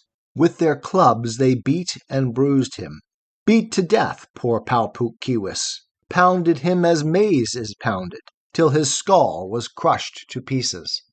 6 tall hunters, lithe and limber, bore him home on poles and branches, bore the body of the beaver. But the ghost, the jibi in him, thought and felt as Pau-Puk-Keewis, still lived on as Pau-Puk-Keewis, and it fluttered, strove and struggled, waving hither, waving thither, as the curtains of a wigwam struggle with their thongs of deerskin when the wintry wind is blowing, till it drew itself together, till it rose up from the body, till it took the form and features of the cunning Pau-Puk-Keewis, vanishing into the forest. But the wary Hiawatha saw the figure ere it vanished, saw the form of Pau-Puk-Keewis glide into the soft blue shadow of the pine trees of the forest, toward the squares of white beyond it, toward an opening in the forest. Like a wind it rushed and panted, bending all the boughs before it, and behind it, as the rain comes, came the steps of Hiawatha. To a lake with many islands came the breathless Pau-Puk-Keewis, where among the water lilies Pish-Neku the brant were sailing, through the tufts of rushes floating, steering through the reedy islands. Now their broad black beaks they lifted, now they plunged beneath the water, now they darkened in the shadow, now they brightened in the sunshine. "Pishneku!" cried Palpukiwis. "Pishneku, my brothers," said he. "Change me to a brant with plumage, with a shining neck and feathers. Make me large and make me larger, 10 times larger than the others." Straightway to a brant they changed him, with 2 huge and dusky pinions, with a bosom smooth and rounded, with a bill like 2 great paddles. Made him larger than the others, 10 times larger than the largest, just as, shouting from the forest, on the shore stood Hiawatha. Up they rose with cry and clamor, with a whir and beat of pinions, rose up from the reedy islands, from the water flags and lilies. And they said to Palpukiwis, "In your flying look not downward, take good heed, and look not downward, lest some strange mischance should happen, lest some great mishap befall you." Fast and far they fled to northward, fast and far through mist and sunshine, fed among the moors and fenlands, slept among the reeds and rushes. On the morrow as they journeyed, buoyed and lifted by the south wind, wafted onward by the south wind, blowing fresh and strong behind them, rose a sound of human voices, rose a clamor from beneath them, from the lodges of a village, from the people miles beneath them. For the people of the village saw the flock of brant with wonder, saw the wings of Palpukiwis flapping far up in the ether, broader than 2 doorway curtains. Palpukiwis heard the shouting, knew the voice of Hiawatha, knew the outcry of Iagu, and, forgetful of the warning, drew his neck in and looked downward. And the wind that blew behind him caught his mighty fan of feathers, sent him wheeling, whirling downward. And in vain did Palpukiwis struggle to regain his balance. Whirling round and downward, he beheld in turn the village and in turn the flock above him, saw the village coming nearer, and the flock receding farther, heard the voices growing louder, heard the shouting and the laughter, saw no more the flocks above him, only saw the earth beneath him. Dead out of the empty heaven, dead among the shouting people, with a heavy sound and sullen, fell the brant with broken pinions. But his soul, his ghost, his shadow, still survived as Palpukiwis, took again the form and features of the handsome Yenadisi, and again went rushing onward, followed fast by Hiawatha, crying, "Not so wide the world is, not so long and rough the way is, but my wrath shall overtake you, but my vengeance shall attain you." And so near he came, so near him, that his hand was stretched to seize him, his right hand to seize and hold him, when the cunning Palpukiwis whirled and spun about in circles, fanned the air into a whirlwind, danced the dust and leaves about him, and amid the whirling eddies sprang into a hollow oak tree, changed himself into a serpent, gliding out through root and rubbish. With his right hand Hiawatha smote amain the hollow oak tree, rent it into shreds and splinters, left it lying there in fragments. But in vain, for Palpukiwis, once again in human figure, full in sight, ran on before him, sped away in gust and whirlwind. On the shores of Gitchigumi, westward by the big sea water, came unto the rocky headlands, to the pictured rocks of sandstone, looking over lake and landscape. And the old man of the mountain, he the Manito of mountains, opened wide his rocky doorways, opened wide his deep abysses, giving Palpukiwis shelter in his caverns dark and dreary, bidding Palpukiwis welcome to his gloomy lodge of sandstone. There without stood Hiawatha, found the doorways closed against him. With his mittens Minjakawun smote great caverns in the sandstone, cried aloud in tones of thunder, "Open! I am Hiawatha!" But the old man of the mountain opened not, and made no answer, from the silent crags of sandstone, from the gloomy rock abysses. Then he raised his hands to heaven, called imploring on the tempest, called Wemasimo, the lightning, and the thunder, Anamiki, and they came with night and darkness, sweeping down the big sea water from the distant Thunder Mountains. And the trembling Pau-Puk-Keewis heard the footsteps of the thunder, saw the red eyes of the lightning, was afraid, and crouched and trembled. Then Wemasimo the lightning smote the doorways of the caverns, with his war club smote the doorways, smote the jutting crags of sandstone. And the thunder, Anamiki, shouting down into the caverns, saying, "Where is Pau-Puk-Keewis?" And the crags fell, and beneath them dead among the rocky ruins lay the cunning Pau-Puk-Keewis, lay the handsome Yenadizzi, slain in his own human figure. Ended were his wild adventures, ended were his tricks and gambols, ended all his craft and cunning, ended all his mischief-making, all his gambling and his dancing, and his wooing of the maidens. Then the noble Hiawatha took his soul, his ghost, his shadow, spake and said, "O Pau-Puk-Keewis, never more in human figure shall you search for new adventures. Never more with jest and laughter dance the dust and leaves in whirlwinds. But above there in the heavens you shall soar and sail in circles. I will change you to an eagle, to Keneu, the great war eagle, chief of all the fowls with feathers, chief of Hiawatha's chickens." And the name of Pau-Puk-Keewis lingers still among the people, lingers still among the singers and among the storytellers. And in winter, when the snowflakes whirl in eddies round the lodges, when the wind in gusty tumult o'er the smoke-flue pipes and whistles, "There," they cry, "comes Pau-Puk-Keewis. He is dancing through the village. He is gathering in his harvest." The Song of Hiawatha by Henry Wadsworth Longfellow. Part 18. The Death of Kwasind. Far and wide among the nations spread the name and fame of Kwasind. No man dared to strive with Kwasind. No man could compete with Kwasind. But the mischievous Pukwudgies, they the envious little people, they the fairies and the pygmies plotted and conspired against him.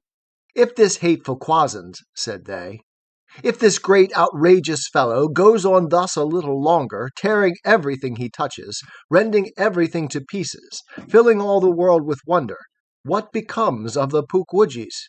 Who will care for the Pukwudgies? He will tread us down like mushrooms, drive us all into the water, give our bodies to be eaten by the wicked Niba-Nawbigs, by the spirits of the water." So the angry little people all conspired against the strong man, all conspired to murder Kwasind. Yes, to rid the world of Kwasind, the audacious, overbearing, heartless, haughty, dangerous Kwasind. Now this wondrous strength of Kwasind in his crown alone was seated. In his crown, too, was his weakness. There alone could he be wounded. Nowhere else could weapon pierce him. Nowhere else could weapon harm him. Even there the only weapon that could wound him, that could slay him, was the seed cone of the pine tree, was the blue cone of the fir tree. This was Kwasind's fatal secret, known to no man among mortals. But the cunning little people, the Pukwudgies, knew the secret, knew the only way to kill him. So they gathered cones together, gathered seed cones of the pine tree, gathered blue cones of the fir tree, in the woods by Taquamenaw, brought them to the river's margin, heaped them in great piles together, where the red rocks from the margin jutting overhang the river. There they lay in wait for Kwasind, the malicious little people. 'Twas an afternoon in summer. Very hot and still the air was, very smooth the gliding river, motionless the sleeping shadows. Insects glistened in the sunshine, insects skated on the water, filled the drowsy air with buzzing, with a far resounding war cry. Down the river came the strong man, in his birch canoe came Kwasind, floating slowly down the current of the sluggish Taquamenaw, very languid with the weather, very sleepy with the silence. From the overhanging branches, from the tassels of the birch trees, soft the spirit of sleep descended.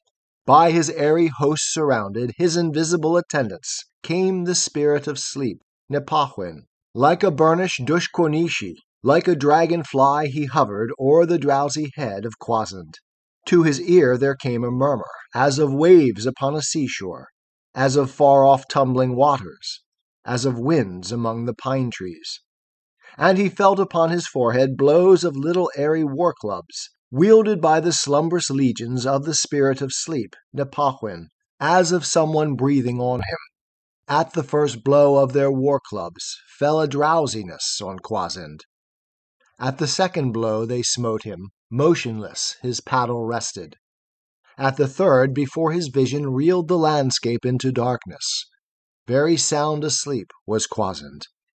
So he floated down the river, like a blind man seated upright, floated down the Taquamenaw, underneath the trembling birch trees, underneath the wooded headlands, underneath the war encampment of the pygmies, the Pukwudgies. There they stood, all armed and waiting, hurled the pine cones down upon him, struck him on his brawny shoulders, on his crown defenseless struck him. "Death to Kwasind!" was the sudden war cry of the little people, and he sideways swayed and tumbled, sideways fell into the river, plunged beneath the sluggish water headlong as an otter plunges, and the birch canoe abandoned drifted empty down the river, bottom upward swerved and drifted. Nothing more was seen of Kwasind. But the memory of the strong man lingered long among the people, and whenever through the forest raged and roared the wintry tempest, and the branches, tossed and troubled, creaked and groaned and split asunder, "Kwasind!" cried they. "That is Kwasind! He is gathering in his firewood!"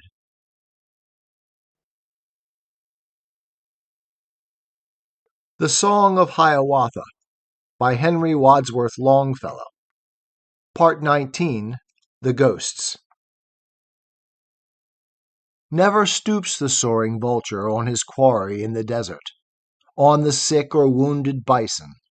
But another vulture, watching from his high aerial lookout, sees the downward plunge and follows. And a third pursues the second, coming from the invisible ether, first a speck and then a vulture, till the air is dark with pinions. So disasters come not singly, but as if they watched and waited, scanning one another's motions. When the first descends, the others follow, gathering flockwise round their victim, sick and wounded. First a shadow, then a sorrow, till the air is dark with anguish.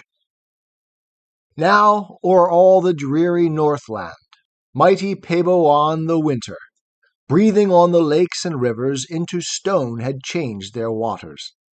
From his hair he shook the snowflakes, till the plains were strewn with whiteness, one uninterrupted level, as if, stooping, the Creator with his hand had smoothed them over. Through the forest, wide and wailing, roamed the hunter on his snowshoes. In the village worked the women, pounded maize, or dressed the deerskin, and the young men played together on the ice the noisy ball play, on the plain the dance of snowshoes. One dark evening after sundown, in her wigwam Laughing Water sat with old Nokomis, waiting for the steps of Hiawatha homeward from the hunt returning. On their faces gleamed the firelight, painting them with streaks of crimson. In the eyes of old Nokomis glimmered like the watery moonlight. In the eyes of Laughing Water glistened like the sun in water. And behind them crouched their shadows in the corners of the wigwam, and the smoke in wreaths above them climbed and crowded through the smoke flue. Then the curtain of the doorway from without was slowly lifted. Brighter glowed the fire a moment, and a moment swerved the smoke wreath, as two women entered softly, past the doorway uninvited, without word of salutation, without sign of recognition, sat down in the farthest corner, crouching low among the shadows. From their aspect and their garments, strangers seemed they in the village. Very pale and haggard were they, as they sat there sad and silent, trembling, cowering with the shadows. Was it the wind above the smoke flue, muttering down into the wigwam? Was it the owl, the coco-coho, hooting from the dismal forest? Sure, a voice said in the silence, "These are corpses clad in garments. These are ghosts that come to haunt you from the kingdom of Ponema, from the land of the hereafter." Homeward now came Hiawatha from his hunting in the forest, with the snow upon his tresses and the red deer on his shoulders. At the feet of Laughing Water down he threw his lifeless burden. Nobler, handsomer, she thought him, than when first he came to woo her. First threw down the deer before her, as a token of his wishes, as a promise of the future. Then he turned and saw the strangers, cowering, crouching with the shadows. Said within himself, "Who are they? What strange guests has Minnehaha?" But he questioned not the strangers, only spake to bid them welcome to his lodge, his food, his fireside.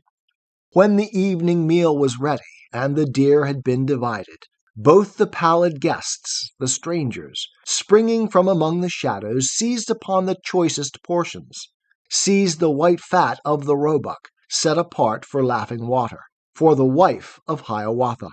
Without asking, without thanking, eagerly devoured the morsels, flitted back among the shadows in the corner of the wigwam. Not a word spake Hiawatha, not a motion made Nokomis, not a gesture Laughing Water, not a change came o'er their features.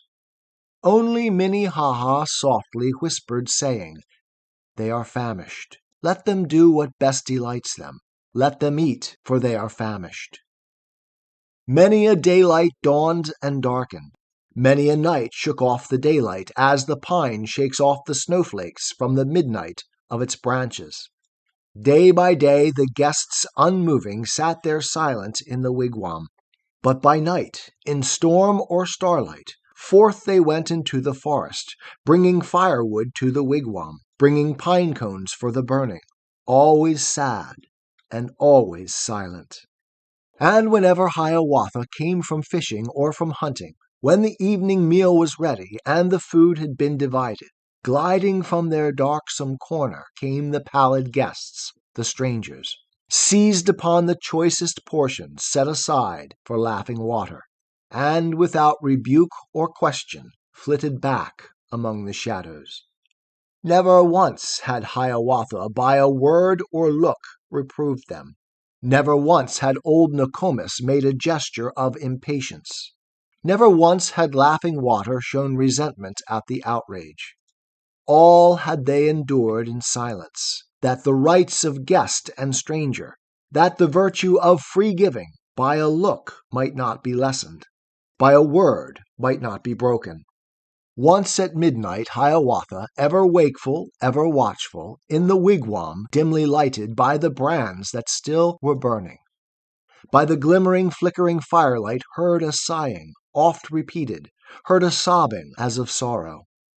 From his couch rose Hiawatha, from his shaggy hides of bison, pushed aside the deerskin curtain, saw the pallid guests, the shadows, sitting upright on their couches, weeping in the silent midnight. And he said, "O guests, why is it that your hearts are so afflicted, that you sob so in the midnight? Has perchance the old Nokomis, has my wife, my Minnehaha, wronged or grieved you by unkindness, failed in hospitable duties?" Then the shadows ceased from weeping, ceased from sobbing and lamenting, and they said with gentle voices, "We are ghosts of the departed, souls of those who once were with you. From the realms of Chibiabos, hither have we come to try you.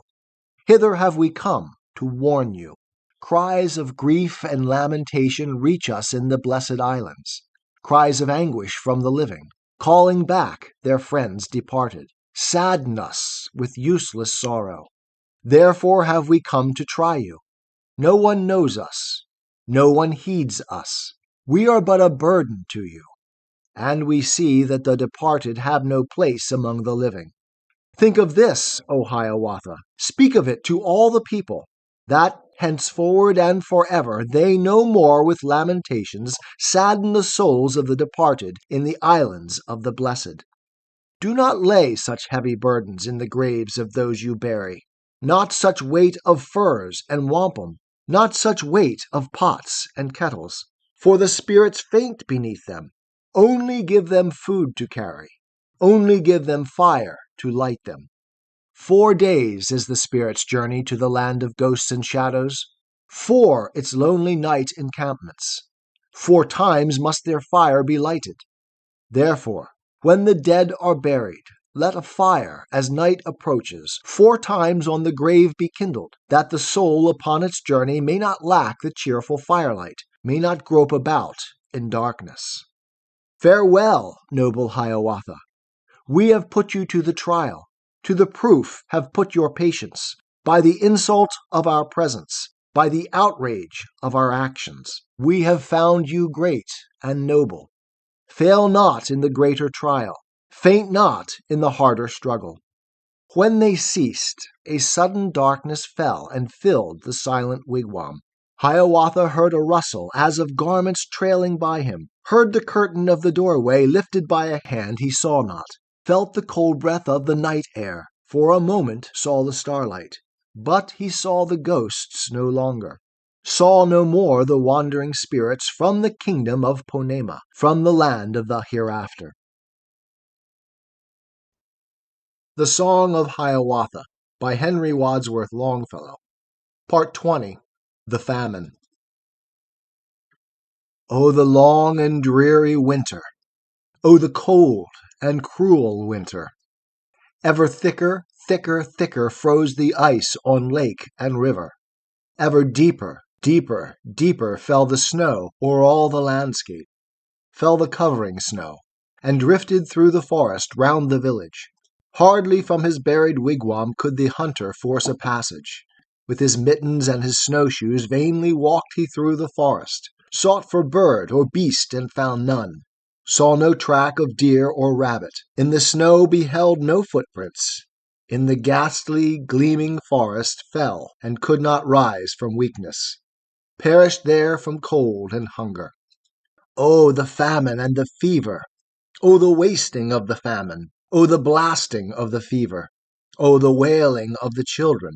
Oh, the anguish of the women! All the earth was sick and famished. Hungry was the air around them. Hungry was the sky above them, and the hungry stars in heaven like the eyes of wolves glared at them. Into Hiawatha's wigwam came 2 other guests, as silent as the ghosts were and as gloomy. Waited not to be invited, did not parley at the doorway, sat there without word of welcome in the seat of laughing water, looked with haggard eyes and hollow at the face of laughing water. And the foremost said, Behold me, I am famine, Bukadawin. And the other said, Behold me, I am fever, Akosowin. And the lovely Minnehaha shuddered as they looked upon her, shuddered at the words they uttered, lay down on her bed in silence, hid her face but made no answer, lay there trembling, freezing, burning, at the looks they cast upon her, at the fearful words they uttered. Forth into the empty forest rushed the maddened Hiawatha. In his heart was deadly sorrow, in his face a stony firmness. On his brow the sweat of anguish started, but it froze and fell not. Wrapped in furs and armed for hunting, with his mighty bow of ash tree, with his quiver full of arrows, with his mittens, Minjekawun, into the vast and vacant forest on his snowshoes strode he forward. Gitchi Manito the mighty! Cried he with his face uplifted in that bitter hour of anguish. Give your children food, O father! Give us food, or we must perish! Give me food for Minnehaha, for my dying Minnehaha! Through the far resounding forest, through the forest vast and vacant rang that cry of desolation, but there came no other answer than the echo of his crying, than the echo of the woodlands. Minnehaha, Minnehaha! All day long roved Hiawatha in that melancholy forest, through the shadow of whose thickets, in the pleasant days of summer, of that ne'er-forgotten summer, he had brought his young wife homeward from the land of the Dakotas, when the birds sang in the thickets, and the streamlets laughed and glistened, and the air was full of fragrance, and the lovely laughing water said with voice that did not tremble, I will follow you, my husband. In the wigwam with Nokomis, with those gloomy guests that watched her, with the famine and the fever, she was lying, the beloved, she, the dying Minnehaha. "Hark," she said, "I hear a rushing, hear a roaring and a rushing, hear the falls of Minnehaha calling to me from a distance." "No, my child," said old Nokomis. "'Tis the night wind in the pine trees." "Look," she said, "I see my father standing lonely in his doorway, beckoning to me from his wigwam in the land of the Dakotas." "No, my child," said old Nokomis. "'Tis the smoke that waves and beckons." "Ah," said she, "the eyes of Paugoop glare upon me in the darkness. I can feel his icy fingers clasping mine amid the darkness. Hiawatha! Hiawatha!" And the desolate Hiawatha, far away amid the forest, miles away among the mountains, heard that sudden cry of anguish, heard the voice of Minnehaha calling to him in the darkness. "Hiawatha! Hiawatha!" Over snowfields waste and pathless, under snow-encumbered branches, homeward hurried Hiawatha, empty-handed, heavy-hearted, heard Nokomis moaning, wailing, "Wahonohan! Wahonohan! Would that I had perished for you! Would that I were dead as you are! Wahonohan! Wahonohan!" And he rushed into the wigwam, saw the old Nokomis slowly rocking to and fro and moaning, saw his lovely Minnehaha lying dead and cold before him. And his bursting heart within him uttered such a cry of anguish that the forest moaned and shuddered, that the very stars in heaven shook and trembled with his anguish. Then he sat down, still and speechless, on the bed of Minnehaha, at the feet of Laughing Water, at those willing feet that never more would lightly run to meet him, never more would lightly follow. With both hands his face he covered. 7 long days and nights he sat there. As if in a swoon he sat there, speechless, motionless, unconscious of the daylight or the darkness. Then they buried Minnehaha. In the snow a grave they made her, in the forest deep and darksome, underneath the moaning hemlocks. Clothed her in her richest garments, wrapped her in her robes of ermine, covered her with snow like ermine. Thus they buried Minnehaha. And at night a fire was lighted. On her grave 4 times was kindled, for her soul upon its journey to the islands of the blessed. From his doorway Hiawatha saw it burning in the forest, lighting up the gloomy hemlocks. From his sleepless bed uprising, from the bed of Minnehaha, stood and watched it at the doorway, that it might not be extinguished, might not leave her in the darkness. "Farewell," said he, "Minnehaha. Farewell, O my laughing water. All my heart is buried with you. All my thoughts go onward with you. Come not back again to labor. Come not back again to suffer. Where the famine and the fever wear the heart and waste the body. Soon my task will be completed. Soon your footsteps I shall follow to the islands of the blessed, to the kingdom of Ponema, to the land of the hereafter." The Song of Hiawatha by Henry Wadsworth Longfellow. Part 21. The White Man's Foot. In his lodge beside a river, close beside a frozen river, sat an old man, sad and lonely. White his hair was as a snowdrift. Dull and low his fire was burning, and the old man shook and trembled, folded in his woe-be-weon, in his tattered white-skin wrapper, hearing nothing but the tempest as it roared along the forest, seeing nothing but the snowstorm as it whirled and hissed and drifted. All the coals were white with ashes, and the fire was slowly dying, as a young man, walking lightly at the open doorway, entered. Red with blood of youth his cheeks were, soft his eyes as stars in springtime. Bound his forehead was with grasses, bound and plumed with scented grasses. On his lips a smile of beauty, filling all the lodge with sunshine. In his hand a bunch of blossoms, filling all the lodge with sweetness. "Ah, my son," exclaimed the old man, "happy are my eyes to see you. Sit here on the mat beside me. Sit here by the dying embers. Let us pass the night together. Tell me of your strange adventures, of all the lands where you have traveled. I will tell you of my prowess, of my many deeds of wonder." From his pouch he drew his peace pipe, very old and strangely fashioned. Made of redstone was the pipe head, and the stem a reed with feathers. Filled the pipe with bark of willow, placed a burning coal upon it, gave it to his guest, the stranger, and began to speak in this wise. "When I blow my breath about me, when I breathe upon the landscape, motionless are all the rivers, hard as stone becomes the water." And the young man answered, smiling, "When I blow my breath about me, when I breathe upon the landscape, flowers spring up o'er all the meadows. Singing, onward rush the rivers. When I shake my hoary tresses," said the old man darkly frowning, "all the land with snow is covered. All the leaves from all the branches fall and fade and die and wither. For I breathe, and lo, they are not. From the waters and the marshes rise the wild goose and the heron, fly away to distant regions, for I speak, and lo, they are not. And where'er my footsteps wander, all the wild beasts of the forest hide themselves in holes and caverns, and the earth becomes as flintstone." "When I shake my flowing ringlets," said the young man, softly laughing, "showers of rain fall warm and welcome. Plants lift up their heads rejoicing. Back into their lakes and marshes come the wild goose and the heron. Homeward shoots the arrowy swallow, sing the bluebird and the robin. And where'er my footsteps wander, all the meadows wave with blossoms, all the woodlands ring with music, all the trees are dark with foliage." While they spake, the night departed. From the distant realms of Waboon, from his shining lodge of silver, like a warrior robed and painted, came the sun, and said, "Behold me, Gizes, the great sun, behold me."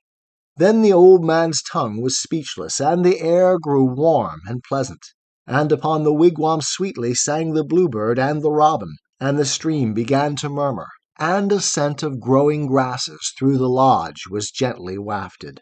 And Seguin, the youthful stranger, more distinctly in the daylight saw the icy face before him.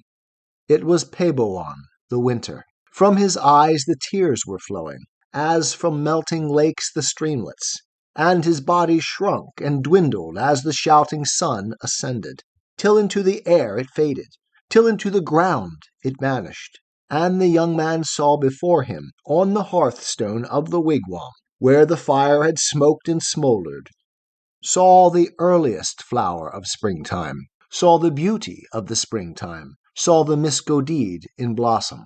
Thus it was that in the Northland, after that unheard-of coldness, that intolerable winter, came the spring with all its splendor, all its birds and all its blossoms, all its flowers and leaves and grasses, sailing on the wind to northward, flying in great flocks like huge arrows shot through heaven, past the swan, the monarch busy, speaking almost as a man speaks, and in long lines waving, bending, like a bowstring snapped asunder, came the white goose, wabi-wawa, and in pairs or singly flying, Mong the loon with clangorous pinions, the blue heron, the shushuga, and the grouse, the mushkudasa. In the thickets and the meadows piped the bluebird, the owaissa. On the summit of the lodges sang the robin, the opeechee. In the covert of the pine trees cooed the pigeon, the omimi, and the sorrowing Hiawatha, speechless in his infinite sorrow, heard their voices calling to him, went forth from his gloomy doorway, stood and gazed into the heaven, gazed upon the earth and waters. From his wanderings far to eastward, from the regions of the morning, from the shining land of Waboon, homeward now returned Iago, the great traveler, the great boaster, full of new and strange adventures, marvels many and many wonders. And the people of the village listened to him as he told them of his marvelous adventures, laughing answered him in this wise, "Ugh, it is indeed Iago. No one else beholds such wonders." He had seen, he said, a water bigger than the Big Sea water, broader than the Gitchigumi, bitter so that none could drink it. At each other looked the warriors, looked the women at each other, smiled and said, "It cannot be so." "Caw," they said, "it cannot be so." "O'er it," said he, "o'er this water came a great canoe with pinions. A canoe with wings came flying, bigger than a grove of pine trees, taller than the tallest treetops." And the old men and the women looked and tittered at each other. "Caw," they said, "we don't believe it." From its mouth, he said, to greet him, came Wewasimo, the lightning, came the thunder, Anamiki. And the warriors and the women laughed aloud at poor Iago. "Caw," they said, "what tales you tell us." "In it," said he, "came a people. In the great canoe with pinions came," he said, "100 warriors. Painted white were all their faces, and with hair their chins were covered." And the warriors and the women laughed and shouted in derision, like the ravens on the treetops, like the crows upon the hemlocks. "Caw," they said, "what lies you tell us! Do not think that we believe them." Only Hiawatha laughed not, but he gravely spake and answered to their jeering and their jesting. "True is all Iago tells us.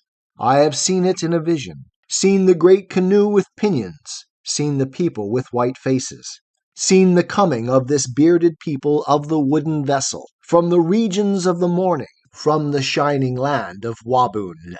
Gitchi Manito the mighty, the great spirit, the creator, sends them hither on his errand, sends them to us with his message. Wheresoe'er they move, before them swarms the stinging fly, the ahmo, swarms the bee, the honey maker. Wheresoe'er they tread, beneath them springs a flower unknown among us, springs the white man's foot in blossom. Let us welcome then the strangers, hail them as our friends and brothers, and the heart's right hand of friendship give them when they come to see us. Gitchi Manito the mighty said this to me in my vision. I beheld too in that vision all the secrets of the future, of the distant days that shall be. I beheld the westward marches of the unknown crowded nations. All the land was full of people, restless, struggling, toiling, striving, speaking many tongues, yet feeling but one heartbeat in their bosoms. In the woodlands rang their axes, smoked their towns in all the valleys. Over all the lakes and rivers rushed their great canoes of thunder. Then a darker, drearier vision passed before me, vague and cloud-like. I beheld our nation scattered, all forgetful of my counsels, weakened, warring with each other. Saw the remnants of our people sweeping westward, wild and woeful, like the cloud-rack of a tempest, like the withered leaves of autumn. The Song of Hiawatha by Henry Wadsworth Longfellow. Part 22. Hiawatha's Departure. By the shore of Gitchigumi, by the shining Big Sea water, at the doorway of his wigwam in the pleasant summer morning, Hiawatha stood and waited. All the air was full of freshness, all the earth was bright and joyous, and before him through the sunshine, westward toward the neighboring forest, passed in golden swarms the ahmo, passed the bees, the honey-makers, burning, singing in the sunshine. Bright above him shone the heavens. Level spread the lake before him. From its bosom leaped the sturgeon, sparkling, flashing in the sunshine. On its margin the great forest stood reflected in the water. Every treetop had its shadow, motionless beneath the water. From the brow of Hiawatha gone was every trace of sorrow, as the fog from off the water, as the mist from off the meadow. With a smile of joy and triumph, with a look of exultation, as of one who in a vision sees what is to be but is not, stood and waited Hiawatha. Toward the sun his hands were lifted, both the palms spread out against it, and between the parted fingers fell the sunshine on his features, flecked with light his naked shoulders, as it falls and flecks an oak tree through the rifted leaves and branches. O'er the water floating, flying, something in a hazy distance, something in the mists of morning, loomed and lifted from the water, now seemed floating, now seemed flying, coming nearer, nearer, nearer. Was it Shingebis the diver, or the pelican, the shada, or the heron, the shushuga, or the white goose, wabiwawa, with the water dripping, flashing from its glossy neck and feathers? It was neither goose nor diver, neither pelican nor heron, or the water floating, flying through the shining mist of morning, but a birch canoe with paddles, rising, sinking on the water, dripping, flashing in the sunshine. And within it came a people from the distant land of Waboon.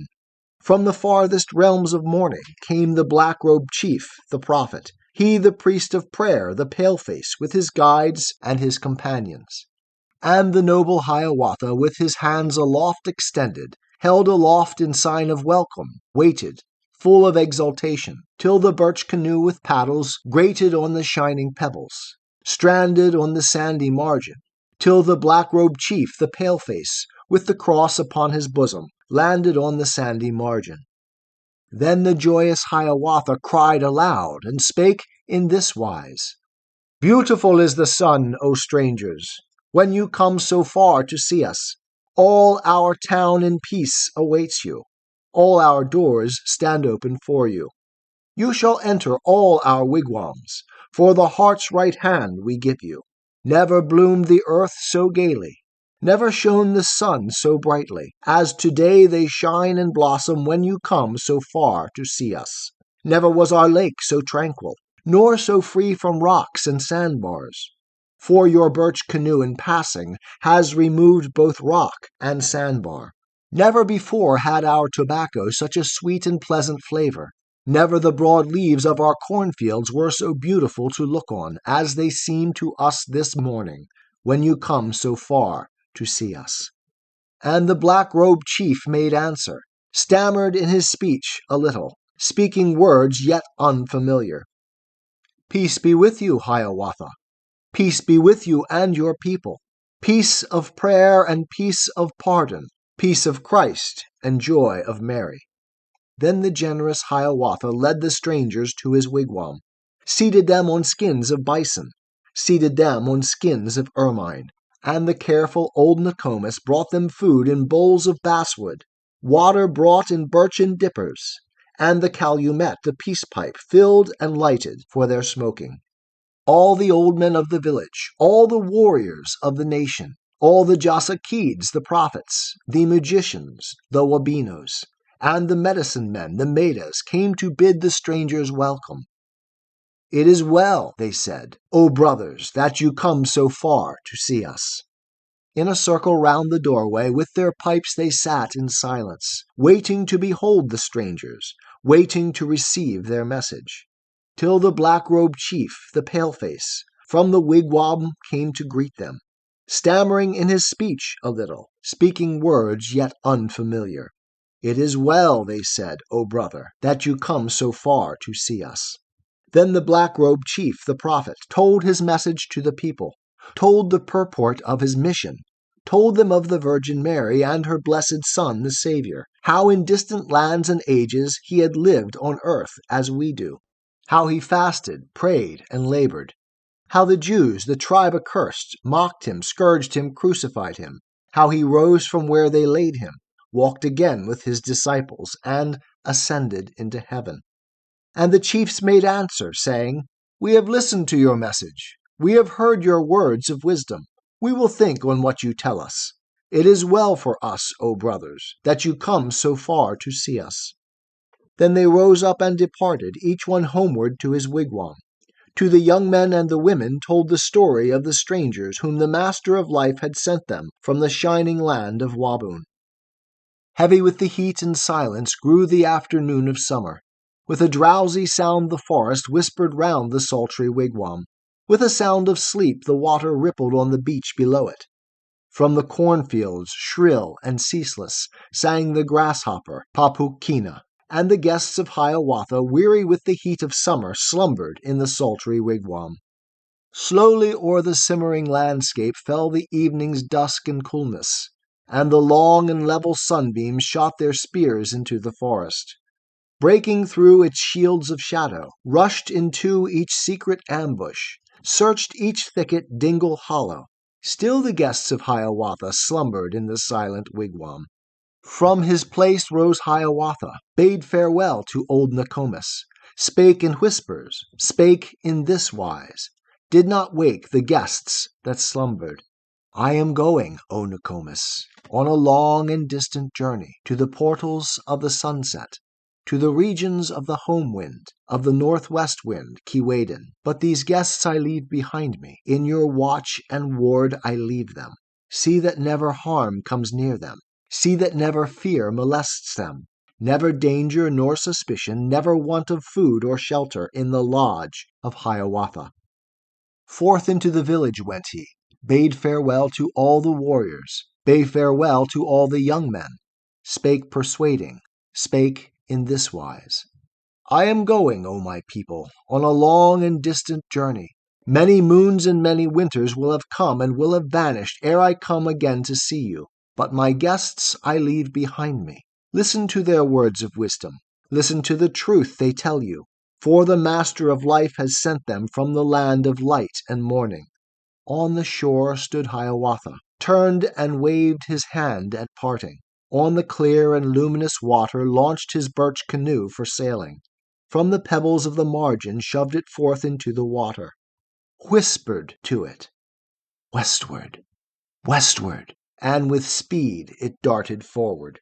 And the evening sun descending set the clouds on fire with redness, burned the broad sky like a prairie, left upon the level water one long track and trail of splendor, down whose stream as down a river westward, westward Hiawatha sailed into the fiery sunset, sailed into the purple vapors, sailed into the dusk of evening. And the people from the margin watched him floating, rising, sinking, till the birch canoe seemed lifted high into that sea of splendor, till it sank into the vapors like the new moon slowly, slowly sinking in the purple distance. And they said, "Farewell forever," said, "Farewell, O Hiawatha." And the forests, dark and lonely, moved through all their depths of darkness, sighed, "Farewell, O Hiawatha." And the waves upon the margin, rising, rippling on the pebbles, sobbed, "Farewell, O Hiawatha." And the heron, the shushuga, from her haunts among the fenlands, screamed, "Farewell, O Hiawatha." Thus departed Hiawatha. Hiawatha the beloved, in the glory of the sunset, in the purple mists of evening, to the regions of the home wind, of the northwest wind Keewaydin, to the islands of the blessed, to the kingdom of Ponemah, to the land of the hereafter. 'Tis the gift to be simple, 'tis the gift to be free, 'tis the gift to come down where we ought to be. And when we find ourselves in the place just right, 'twill be in the valley of love and delight. When true simplicity is gained, to bow and to bend, we will not be ashamed. To turn, turn will be our delight, till by turning, turning, we come round right.